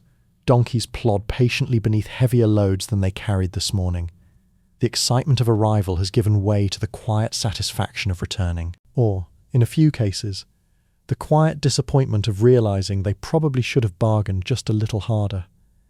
As you leave the town behind, church bells ring once again across the evening countryside. The sound drifts gently over the fields. Ahead lies the long walk home. Behind you, the market slowly disappears into the fading light. But the day isn't quite over yet, because once you finally reach your village, an audience will already be waiting. Not to admire what you bought, but to hear everything you saw. And, as every medieval traveller quickly learns, the stories are often just as valuable as the shopping. That is where our journey continues next. The walk to the market felt full of anticipation. The walk home feels full of conversation. As you pass beneath the town gate, you glance back one last time. Only a few hours ago, thousands of people crowded those streets. Now merchants are loading the last of their wagons, stray dogs are inspecting the square for forgotten dinners, and the evening sun paints the church tower in warm shades of gold. Tomorrow morning, the marketplace will look almost ordinary again. It's difficult to believe so much excitement can disappear so quickly. You shift the basket on your shoulder.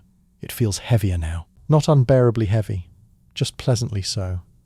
Heavy with bread, heavy with herbs, heavy with the small purchases that will quietly become part of everyday life over the coming weeks. You smile. It was worth the journey. The road home is much quieter than it was this morning. People still travel in groups, but nobody seems to be rushing anymore. The day's business is finished. Now everyone has time to talk. Ahead of you, 2 farmers are discussing wheat prices. I sold mine quicker than I expected. You always do. I started lower. The second farmer nods thoughtfully. Perhaps I should try that. Neither man seems particularly bothered by the competition. In fact, they're happily sharing advice. Markets may be competitive, but villages depend on cooperation far more than rivalry. A little farther along, 2 women compare their purchases. I found good wool. I found cheaper wool. Is it as good? A thoughtful pause. Probably not. They both laugh. Every shopping trip contains at least one decision you'll continue thinking about all the way home, sometimes for several weeks afterward. Children, however, have completely different priorities. One little boy proudly carries a tiny wooden whistle. Every 30 seconds, he blows it. His father says nothing.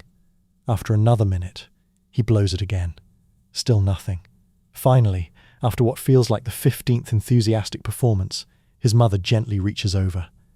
Perhaps. She smiles kindly, saves some music for home.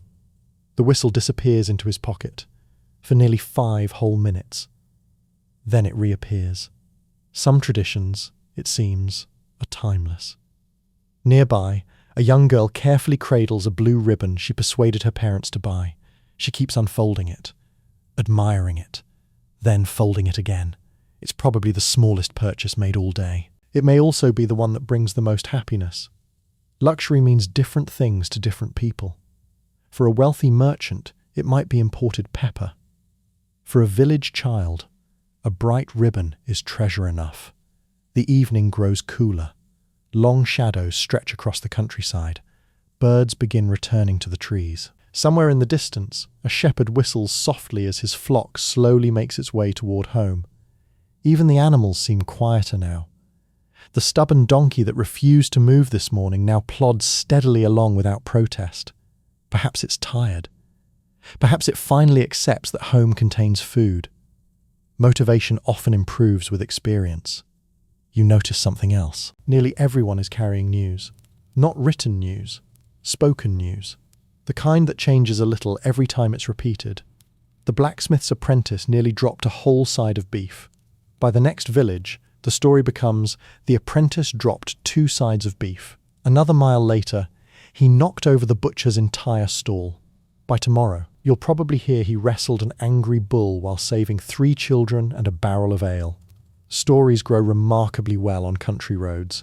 You contribute a few yourself. You tell your neighbours about the spice merchant, the tiniest little pouch. You pinch your fingers together. So small, and the price! You name it. Everyone whistles. For that? For that? Someone shakes his head.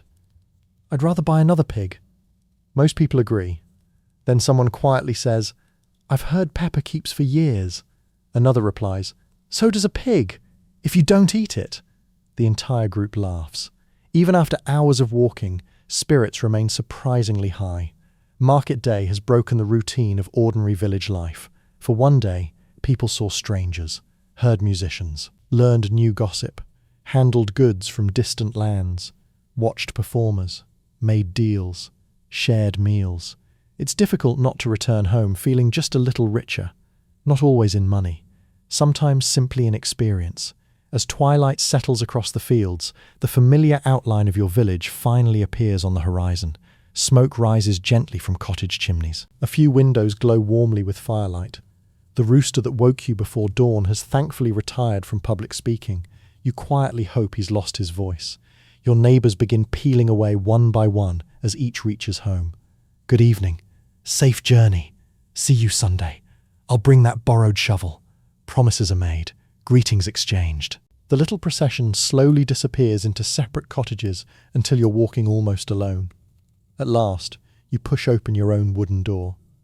The warmth of the hearth immediately greets you. Your children look up, not at your face, at the basket. They're experienced.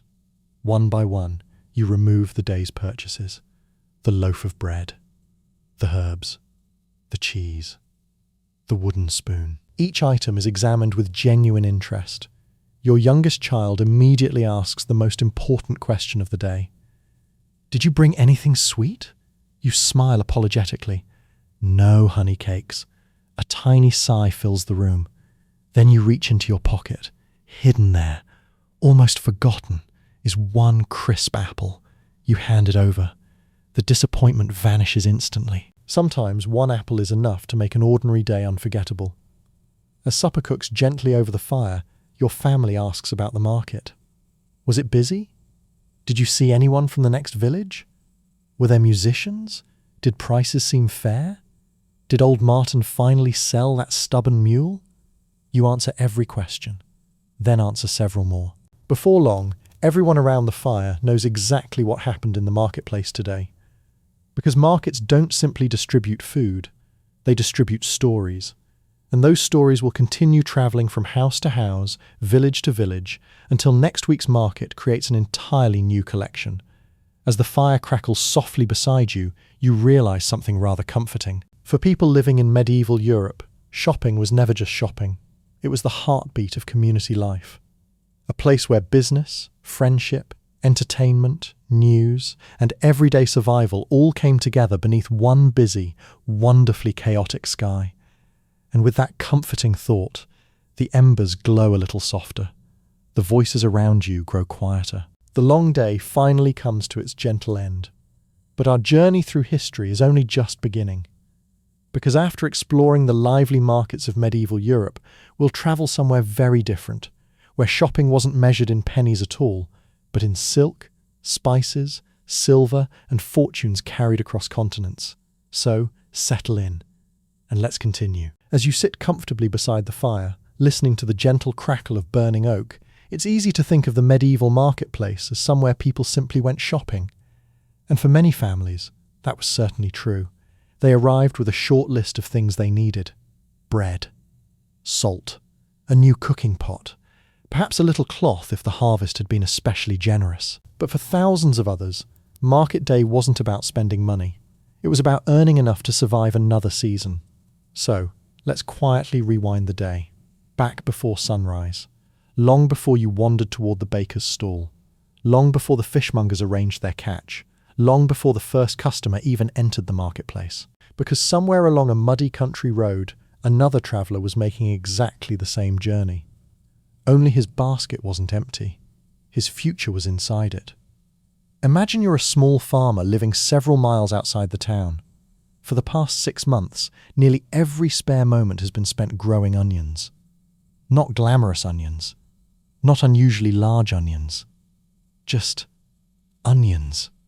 You've weeded around them, protected them from hungry rabbits, prayed that late frosts wouldn't destroy them, watched the weather with increasing anxiety every single week. A summer drought could ruin everything. Too much rain could do exactly the same. Unlike modern farmers, you don't have irrigation pumps, weather forecasts, crop insurance, or enormous machines capable of harvesting an entire field before lunch. You have hope, experience, and a sturdy back. By the time harvest finally arrives, every onion represents hours of honest work. Now they've all been loaded carefully into woven baskets. Today decides whether those months of labour become coins or disappointment. As you approach the marketplace, your heart beats just a little faster. Will prices be good? Will too many other farmers arrive with onions as well? Will customers spend freely or carefully? Nobody knows. That's part of the gamble. Markets reward preparation. They also reward luck. You reach your usual place. Not everyone can simply choose any spot they like. The best locations are often claimed by merchants who've traded there for years, sometimes generations. Everybody knows where old Richard sells apples. Everybody knows where Margaret brings her butter. Regular customers expect to find familiar faces in familiar places. Changing stalls would almost feel like moving someone's front door. You begin arranging your onions into neat little rows. Presentation matters, not extravagantly. Nobody expects artistic vegetable displays, but tidy stalls suggest careful farmers. Careful farmers suggest good produce. Even 800 years ago, first impressions quietly influenced buying decisions. Nearby, another farmer is unloading turnips. He glances toward your onions. You glance toward his turnips. Neither of you says anything. There's no need. You're technically competitors. Fortunately, people generally buy both. A church bell rings in the distance. The market officially opens. Within minutes, the quiet square transforms into organized chaos. Customers appear almost instantly. Some know exactly what they need. Others wander from stall to stall, comparing prices with remarkable dedication. Your first customer approaches. An elderly woman carrying a basket already half full. She examines your onions carefully, picks one up, turns it over, puts it back, selects another. She nods slightly. These will do. How much? You tell her. She raises one eyebrow. Here we go. 10 minutes later, after gentle bargaining, a handful of onions changes hands. So do several copper coins. Your first sale. It's only a small amount, but somehow it changes your entire mood. You've earned something. The day suddenly feels full of possibility. As the morning continues, customers arrive steadily. Some purchase one onion. Others buy enough to last several weeks. One innkeeper appears carrying 2 enormous baskets. He doesn't ask many questions. He simply needs quantity. Running an inn means feeding travellers. Travellers become hungry with astonishing reliability. Business is business. Before long, half your stock has disappeared. The empty spaces on your table begin growing larger. Every missing onion feels oddly satisfying. It's one thing to grow food. It's another to watch it become the coins that will eventually buy shoes for your children, salt for winter, iron for repairing tools, and perhaps, if fortune has smiled particularly kindly this year, a small treat for the family. You pause for a moment and glance across the marketplace.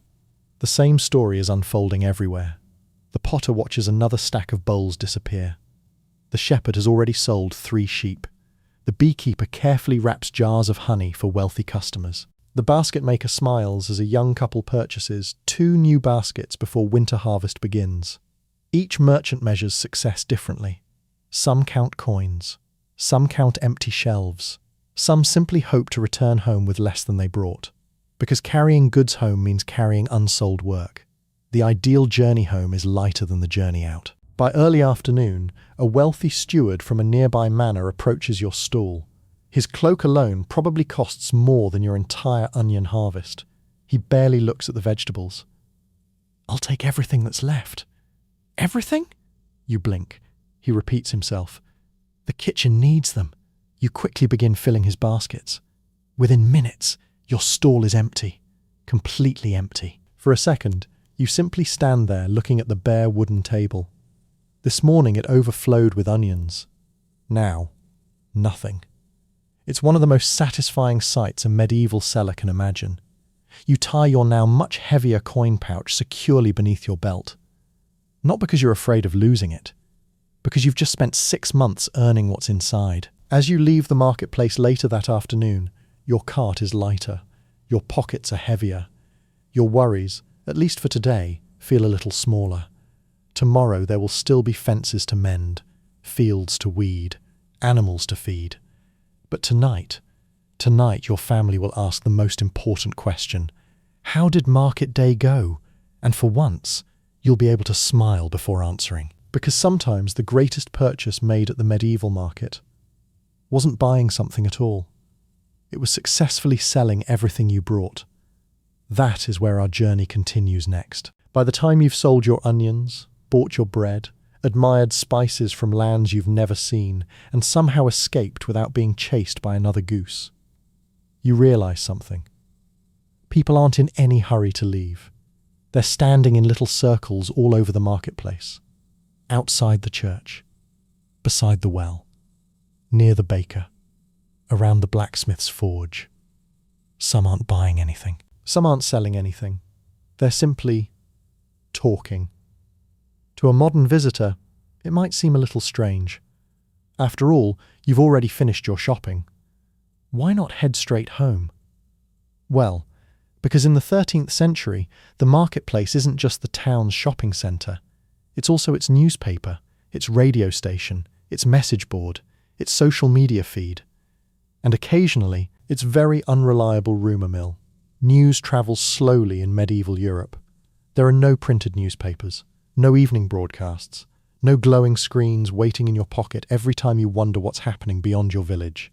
If something important occurs 20 miles away, you probably won't hear about it until somebody physically walks those 20 miles, which makes market day incredibly valuable. You wander toward the old stone while standing near the centre of the square. Several women are filling wooden buckets while chatting cheerfully. One mentions that her sister has given birth. Another says the local mill will be closed for repairs next week. A third quietly announces that the Lord Steward has been visiting nearby villages more often than usual. Everyone suddenly becomes interested. Taxes, after all, have a remarkable ability to capture people's attention. Nearby, 2 elderly men sit comfortably on a low stone wall. Neither appears to have bought very much. That doesn't seem to matter. They've clearly attended every market day for decades. One points toward a passing merchant. "I remember when he was this tall." He holds his hand somewhere around his knee. The other nods. "He still owed me a chicken. I don't think he ever paid." He remembers. I certainly do. Whether the chicken ever truly existed has become almost irrelevant.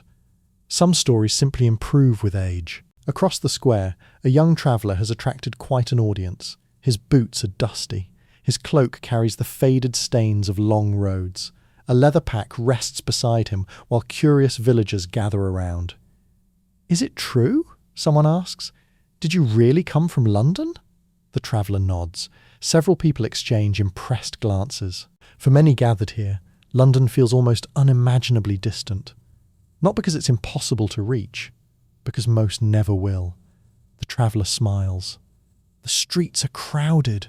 Someone laughs. "They're crowded here. More crowded. The houses are taller." Another murmur passes through the crowd. "They say you can buy anything there." The traveller thinks for a moment.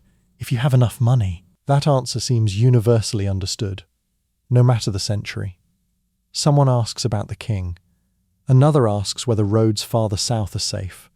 A farmer wants to know whether wheat prices are rising. A merchant wonders if another town's fair attracted many buyers. One by one, questions fill the air. Information has become today's most valuable product. And unlike pepper, it costs nothing to share. Well, usually. Not every story arrives from distant cities. Many concern neighbouring villages. A woman recognises someone across the square. "Thomas!" The man turns. "I heard your daughter got married!" He smiles proudly. "Last month. And?" "She's happier than she was living with me." The surrounding group laughs. A practical blessing if ever there was one. Elsewhere, a monk quietly reads a letter aloud to several villagers. Very few people in medieval Europe can read fluently. Books are rare, writing materials expensive, education limited. So whenever a written message arrives, it often becomes a shared event. The monk reads slowly, carefully. Every word matters. People listen with remarkable attention. The letter concerns repairs to a nearby bridge damaged during spring floods. Travel will soon become easier again. Several merchants smile. Better roads mean better business. It's a simple connection, one you probably take for granted. You notice another interesting habit. Nobody seems particularly bothered by waiting. Conversations unfold naturally. People pause, think, respond, without constantly checking the time. Mostly because very few people actually know the exact time. Church bells provide a rough guide. The position of the sun fills in the rest. Appointments are wonderfully flexible. "I'll see you after morning prayers." "Meet me before sunset." "Come next market day." Nobody says. 3:15 on Thursday. Life moves differently. Not necessarily slower. Simply less measured. A group of children nearby has gathered around an old soldier missing 2 fingers on his left hand. He's describing a battle that happened many years ago. With every sentence, the enemy army seems to grow larger. His own courage increases noticeably. The horse becomes faster. The weather becomes worse. By the end of the story, you're fairly certain he single-handedly saved half the kingdom. The children stare in complete amazement. One little boy asks, "Were you scared?" The old soldier smiles. "Oh yes." A pause. Anyone who says they weren't is usually remembering the story better than the day. For a moment, the crowd falls unusually quiet. It's perhaps the most honest thing anyone has said all afternoon. Markets have room for laughter, for gossip, for exaggeration. But every now and then, someone shares a simple truth that lingers long after everyone has gone home. The church bell rings again. This time, more people begin gathering their baskets. The conversations slowly draw to a close. Promises are exchanged. "I'll see you next market day. Safe journey. Give my greetings to your brother. I'll bring those eggs next week." Tiny promises. Ordinary promises. The sort that quietly hold communities together. As you begin walking toward the town gate once more, you realize the market has given you far more than the things tucked inside your basket. It's given you news, advice, stories, laughter, a few useful warnings, and the comforting reminder that, even in a world without newspapers or telephones, people always find ways to stay connected. Because long before anyone imagined the internet, the medieval marketplace had already become the place where everyone came to learn what was happening in the world. And just beyond the town walls, another fascinating part of medieval shopping still awaits us. Because not everyone at the market was an ordinary villager. Some shoppers arrived wearing velvet, fur, and enough silver to buy half the square. And shopping for the wealthy was an entirely different experience. That is where our journey continues next. By now, you've spent an entire day wandering through the medieval marketplace. You've bargained over onions, admired pepper worth more than a month's wages, watched entertainers, listened to travellers, and carried your purchases home beneath a slowly setting sun. It's tempting to imagine that everyone experienced market day in much the same way. But they didn't. Not even close. Because somewhere on the opposite side of the square, another shopper has just arrived. His boots aren't muddy. His cloak isn't patched. He isn't carrying a woven basket over one shoulder. Instead, two servants walk behind him. One carries an empty chest. The other carries a purse that jingles with enough silver to make half the marketplace glance in his direction. You don't need anyone to explain who he is. His clothes do that for him. His tunic is dyed a rich crimson, not the faded reddish-brown that ordinary cloth becomes after years of washing. This is brilliant, deep, expensive.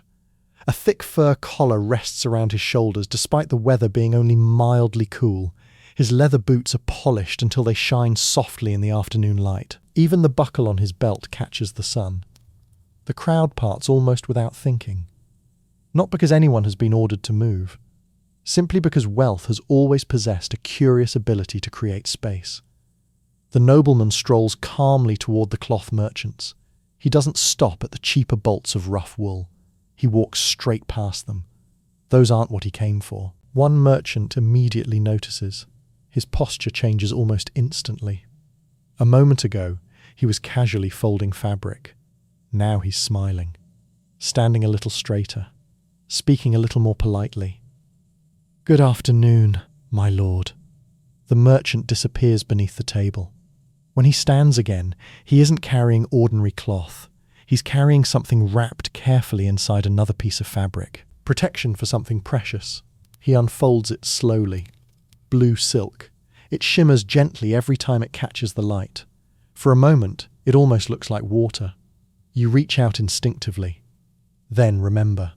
Touching expensive silk without permission is generally considered a poor shopping habit. The nobleman runs the cloth between his fingers. It's astonishingly smooth. Nothing like the coarse wool you've handled all morning. Silk isn't woven anywhere nearby. It has travelled farther than almost every person standing in this marketplace, beginning its journey in distant lands beyond the Mediterranean, passing through countless merchants, crossing mountains, ships, kingdoms, before finally reaching this small market town. Distance creates value. Scarcity increases it even more. The merchant quietly names the price. You almost choke on absolutely nothing. For the cost of this single length of silk, a farming family could probably purchase enough grain to last months, perhaps longer. The nobleman merely nods.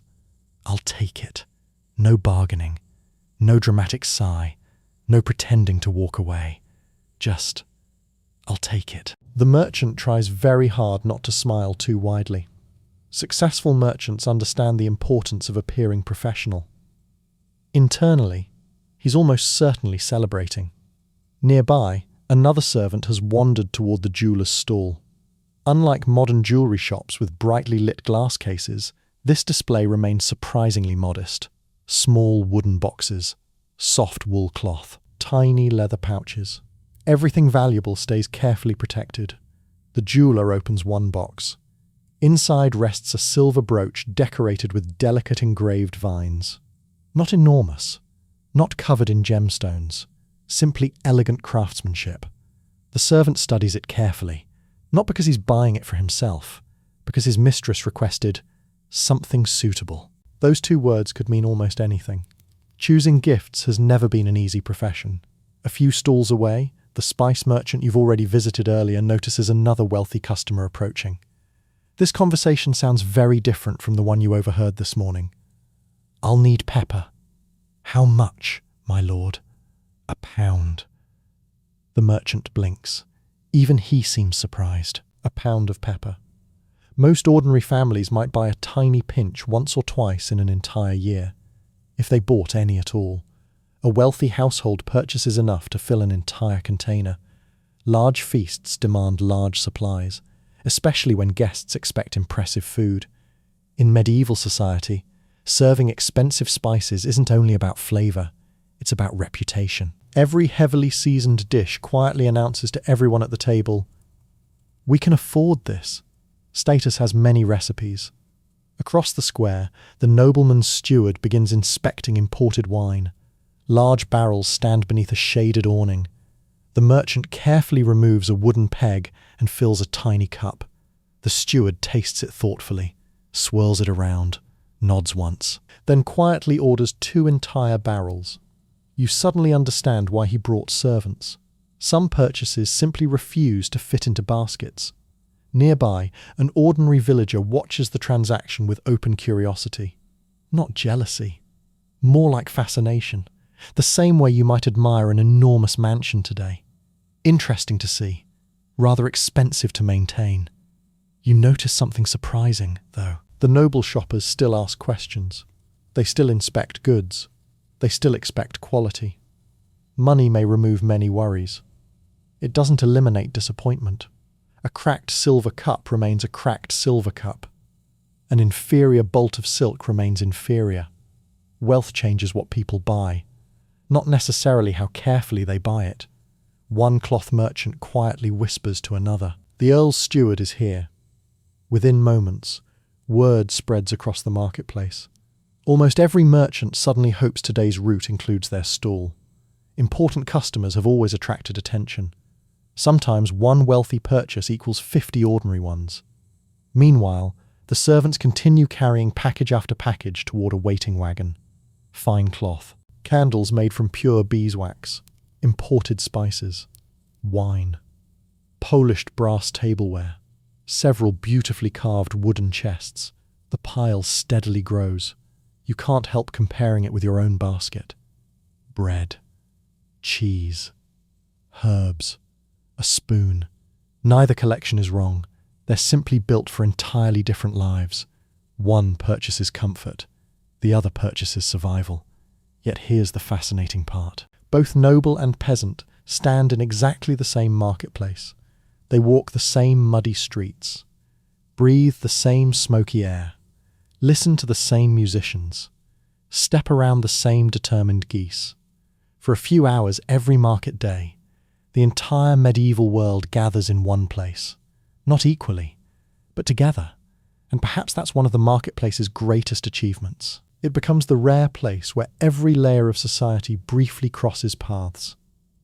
The lord, the merchant, the craftsman, the farmer, the widow, the traveller, the monk, the child, each searching for something different, each helping keep the market alive. As the wealthy wagon finally rolls away beneath the evening sky, you realize there is still one last mystery left to uncover. Because despite all the buying, all the selling, all the laughter, and all the bargaining, one question still remains. How safe was your money in a medieval marketplace? And, perhaps more importantly, how easy was it to lose it? That is where our journey continues next. After watching nobles purchase silk without asking the price, after seeing farmers celebrate selling an entire season's harvest, and after spending nearly every coin you brought with you, one question quietly lingers in your mind. Where, exactly, does everyone keep their money? It's a surprisingly sensible question. After all, you're standing in the busiest place for miles around. Thousands of people, hundreds of merchants, animals wandering wherever they please, children weaving through crowds, travellers arriving from places you've never heard of. If there were ever a place to misplace a coin, this would be it. You instinctively pat your pocket.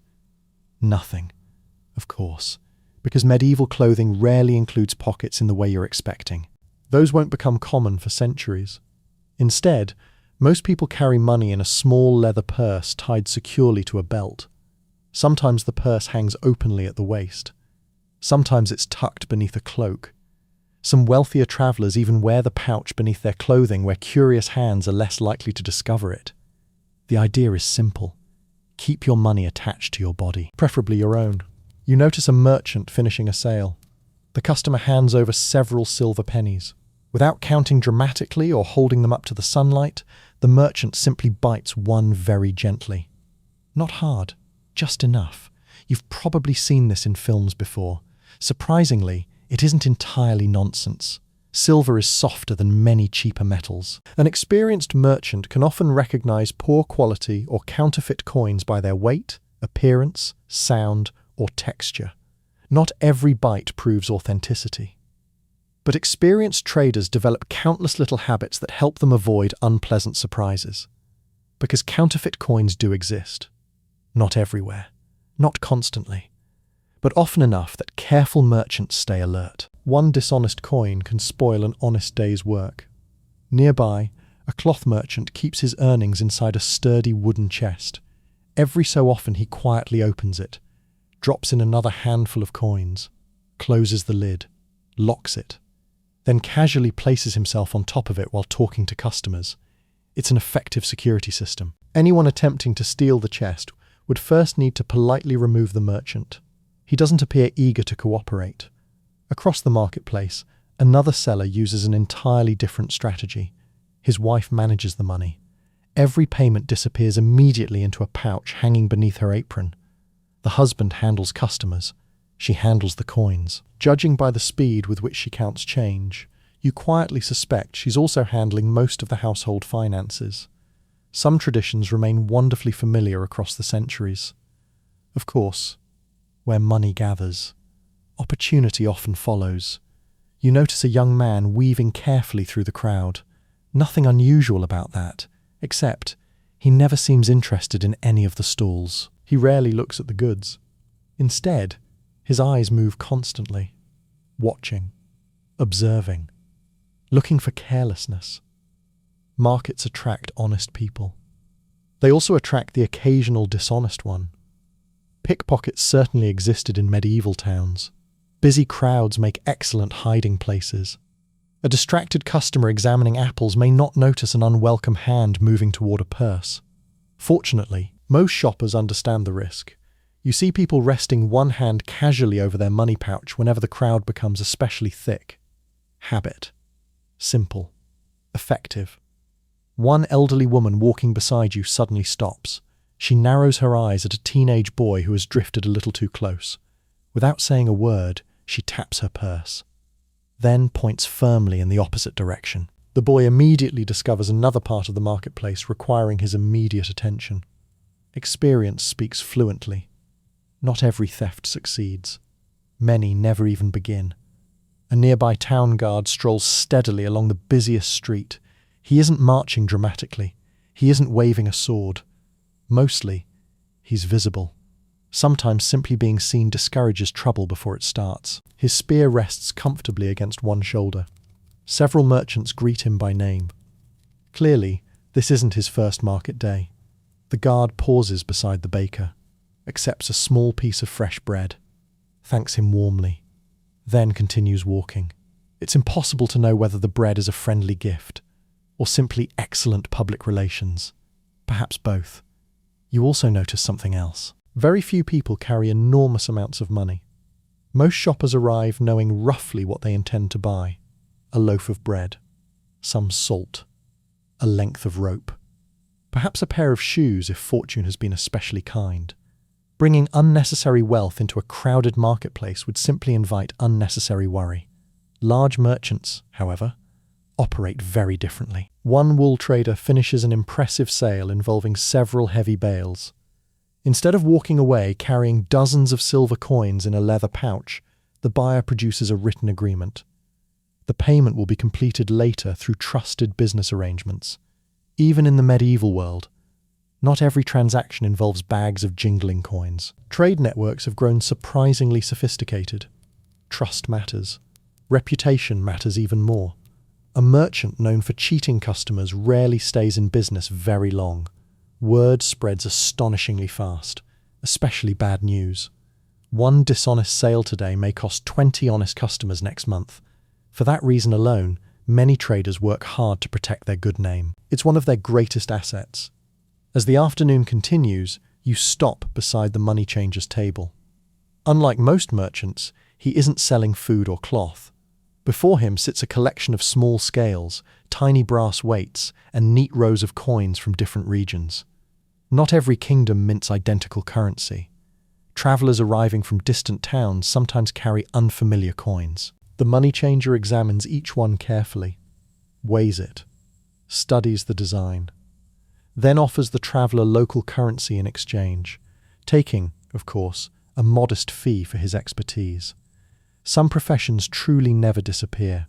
You glance around the square one final time. Thousands of coins have changed hands today. Bread has become pennies. Pennies have become cloth. Cloth has become silver. Silver has become spices. Every transaction has quietly linked one stranger to another. It's an invisible web stretching across the entire marketplace. Money itself isn't the most remarkable thing here. Trust is. Without trust, nobody would accept a coin. Nobody would believe a promise. Nobody would return next week. The marketplace survives because, despite the occasional trickster or counterfeit coin, most people keep their word most of the time. And perhaps that's the most surprising lesson of all. As the evening shadows lengthen, you tighten the drawstring on your now much lighter coin pouch. There's only enough left for the journey home. Maybe one unexpected treat if something catches your eye. Because just before leaving the marketplace, one final temptation always waits. A row of warm honey cakes, roasted chestnuts, and sweet little treats that somehow smell even better when you've almost run out of money. And, naturally, that's exactly where our journey continues next. By now, you've done the sensible things. You've bought bread before someone else did. You've inspected vegetables with an expression that suggested you knew far more about cabbages than you actually do. You've carefully protected your coin pouch. You've resisted purchasing pepper that cost more than your roof. You've even survived the fish market without permanently smelling like the day's catch. Surely, your shopping is finished. Then it happens. A warm breeze drifts gently across the marketplace. Not carrying smoke. Not livestock. Not fresh herbs. Something far more dangerous. The smell of baking honey. You stop walking almost immediately. Your stomach notices before your brain does. Somewhere nearby, someone is making honey cakes. You follow the scent around a corner. There they are, a small stall tucked between a candle maker and an old woman selling woven baskets. It's surprisingly modest. Just a wooden table, a clay oven glowing softly behind it, several woven trays covered with freshly baked cakes no larger than your palm. Golden brown, slightly sticky, still warm. The baker smiles as another batch emerges from the oven. Steam curls lazily into the afternoon air. If the fish market announced itself with confidence, the honey cake stall wins through quiet persuasion. Nobody hurries past. Almost everyone slows down. Children stop walking altogether. One little girl grips her father's hand. Her eyes remain firmly fixed on the cakes. She doesn't say anything. She doesn't need to. Parents have been translating that particular facial expression for thousands of years. Her father sighs. Not dramatically. Just enough to acknowledge that resistance has become considerably more difficult. One. He holds up a single finger. The baker nods. The girl beams as though she's just inherited a castle. Some victories come coated in honey. Honey itself is precious. Far more precious than the white sugar sitting in your kitchen today. In fact, for most medieval Europeans, refined sugar remains astonishingly rare. Imported sugar exists. Wealthy households occasionally enjoy it.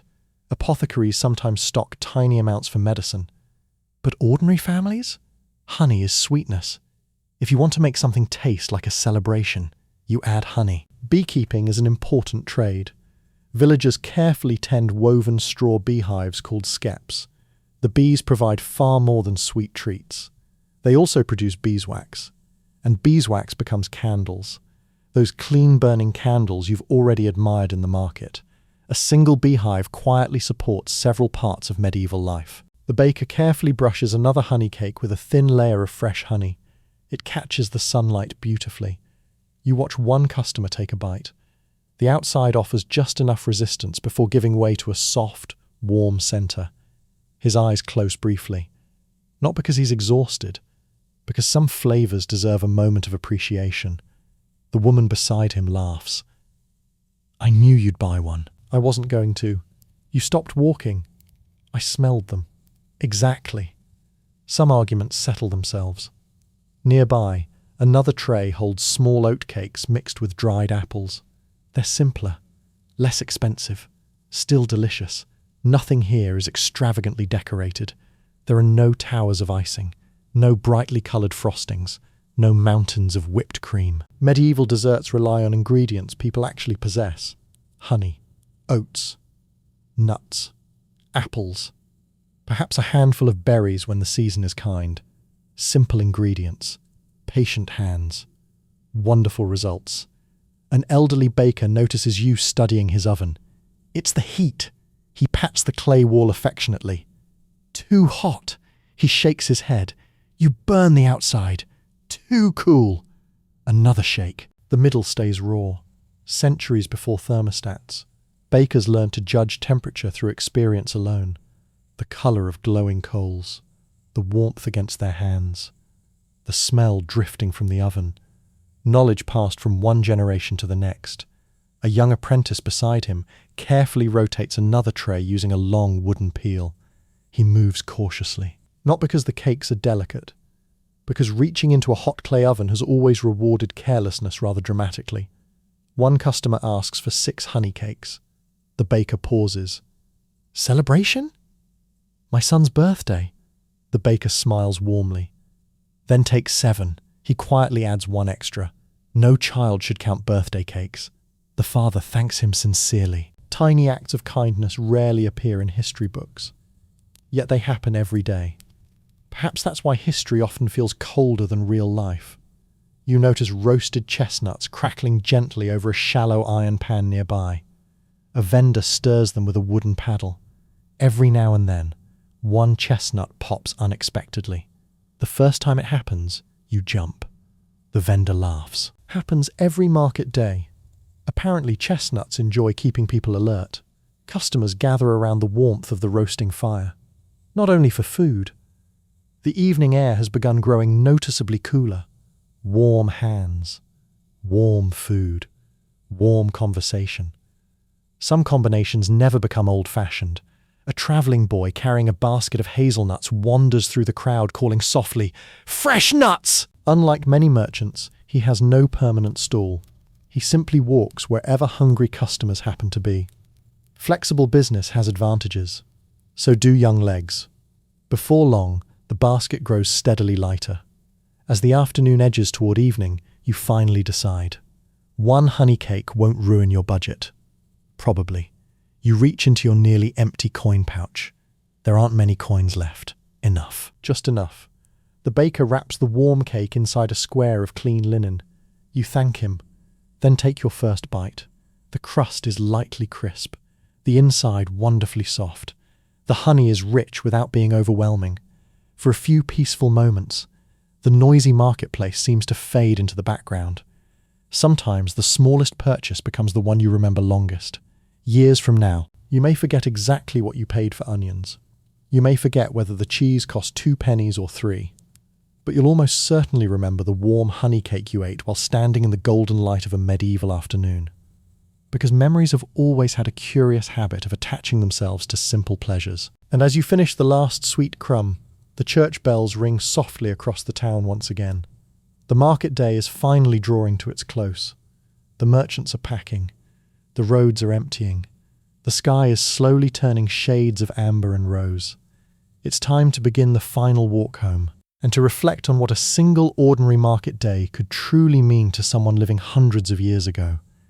That is where our journey continues next. As the final church bell echoes across the rooftops, the marketplace settles into a peaceful rhythm. The shouting has almost stopped. The merchants have packed away their finest cloth. The butcher's hooks now hang empty. The baker has only a few loaves remaining. Even the geese seem too tired to argue with anyone. For the first time since sunrise, the square feels spacious. You pause for one last look before beginning the long walk home. It's difficult to believe this quiet place is the very same market that only hours ago overflowed with thousands of voices. This morning, every path seemed crowded, every stall surrounded, every merchant calling for attention. Now, only scattered footprints remain in the soft earth. A forgotten cabbage leaf flutters gently across the square. A lonely apple core rests beside the town well. One determined crow inspects both with professional enthusiasm. History often remembers kings, castles, battles, victories. But days like this, ordinary market days, quietly shaped medieval life far more often than dramatic events ever did. For the average person, the marketplace wasn't an occasional adventure. It was the centre of the local economy, the place where months of hard work finally became food, tools, cloth, and the countless little necessities that carried a household from one season into the next. Without markets, villages remained isolated. Farmers struggled to sell surplus crops. Craftsmen struggled to find customers. Travellers had nowhere to exchange news. Even friendships across neighbouring villages became much harder to maintain. Markets stitched communities together. One conversation at a time. One bargain at a time. One market day after another. As you leave the square, you pass the blacksmith loading the final crate onto his cart. He wipes soot from his forehead with the back of one hand. His apprentice yawns so widely that even the horse seems concerned. It has been a long day. Tomorrow they'll return to the forge, heat more iron, shape more tools, prepare for next week's customers. Nearby, the baker finally closes the wooden shutters of his stall. He pauses for a moment before lifting the remaining bread into a wicker basket. None of it will be wasted. Some will feed his own family. Some may become breadcrumbs. Some tomorrow's soup. Bread has many lives, almost as many as medieval cabbage. The fish seller finishes rolling the last heavy barrel toward his wagon. The co-opper who made that barrel walks past, nodding with quiet satisfaction. 2 craftsmen. 2 trades. One depends upon the other. That simple pattern repeats across the entire medieval world. The shepherd needs the blacksmith. The blacksmith needs the charcoal burner. The charcoal burner buys bread. The baker buys flour. The miller repairs his cart. The wheelwright buys meat. Every profession quietly supports another. The marketplace is less like a collection of stalls, and more like the gears inside a clock, each one turning the next. Children continue playing even as their parents prepare to leave. One group chases a wooden hoop down the now empty street. Another pretends to run their own tiny market using smooth stones instead of coins. I'll sell you this stick. I already have a stick. This one's better. Why? It's longer. The negotiation continues with remarkable seriousness. Apparently, business skills begin at a very young age. A grandmother walking nearby smiles. Perhaps she remembers making exactly the same bargains decades earlier. Perhaps one day those children will stand behind real market stalls of their own. Traditions rarely arrive all at once. They pass quietly from one generation to the next. The road home grows calmer with every mile. The evening air carries the scent of harvested fields instead of busy streets. Crickets begin their nightly chorus. Smoke rises lazily from distant cottages. Somewhere beyond the hedgerows, an owl calls into the fading light. You walk at an easy pace now. There is no reason to hurry. The day's work has been completed. Around you, other families do much the same. Conversation comes and goes. Sometimes people talk. Sometimes they simply enjoy the comfortable silence that follows a satisfying day. Your basket bumps gently against your leg with every step. Each item inside tells a small story. The loaf of bread reminds you of the baker who rose long before dawn. The herbs remind you of the elderly woman who knew as much about healing as seasoning. The wooden spoon reminds you of the patient craftsman who carved it by hand. Even the honey cake, now only a pleasant memory, reminds you that the simplest treats often become the happiest memories. When you finally reach your village, the first stars have begun appearing overhead. Windows glow warmly through the gathering dusk. Dogs bark once before recognizing familiar footsteps. A neighbour waves from across the lane. Good market? You smile. It was. That simple answer somehow contains an entire day. The bargaining, the laughter, the music, the smells, the crowds, the conversations, the stories. None of it can fit into a single sentence. Yet somehow, everyone understands. Because they've all experienced it themselves. You step inside your home and place your basket gently upon the wooden table. The fire crackles softly. Your family gathers around. Tomorrow, life returns to its familiar rhythm. Animals must still be fed. Fields still need tending. Bread still needs baking. Water still needs carrying. But tonight, for just a little while, the excitement of market day lingers inside the cottage. And perhaps that's the quiet truth hidden inside every ordinary medieval market. People certainly came to buy things. They certainly came to sell them. But what they truly carried home wasn't measured in pennies. It was a renewed connection to the wider world. A reminder that beyond their own village lay hundreds of other lives, each following the same seasons, the same hopes, and many of the same worries. And that comforting feeling that they were part of something larger than themselves may have been the most valuable thing anyone took home. So, as the fire burns lower and the sounds of the village slowly fade into the peaceful night, you can finally rest, knowing that one ordinary day of shopping has revealed an extraordinary window into medieval life. And with that gentle thought, our journey through history comes to a quiet, cozy end. Sleep well.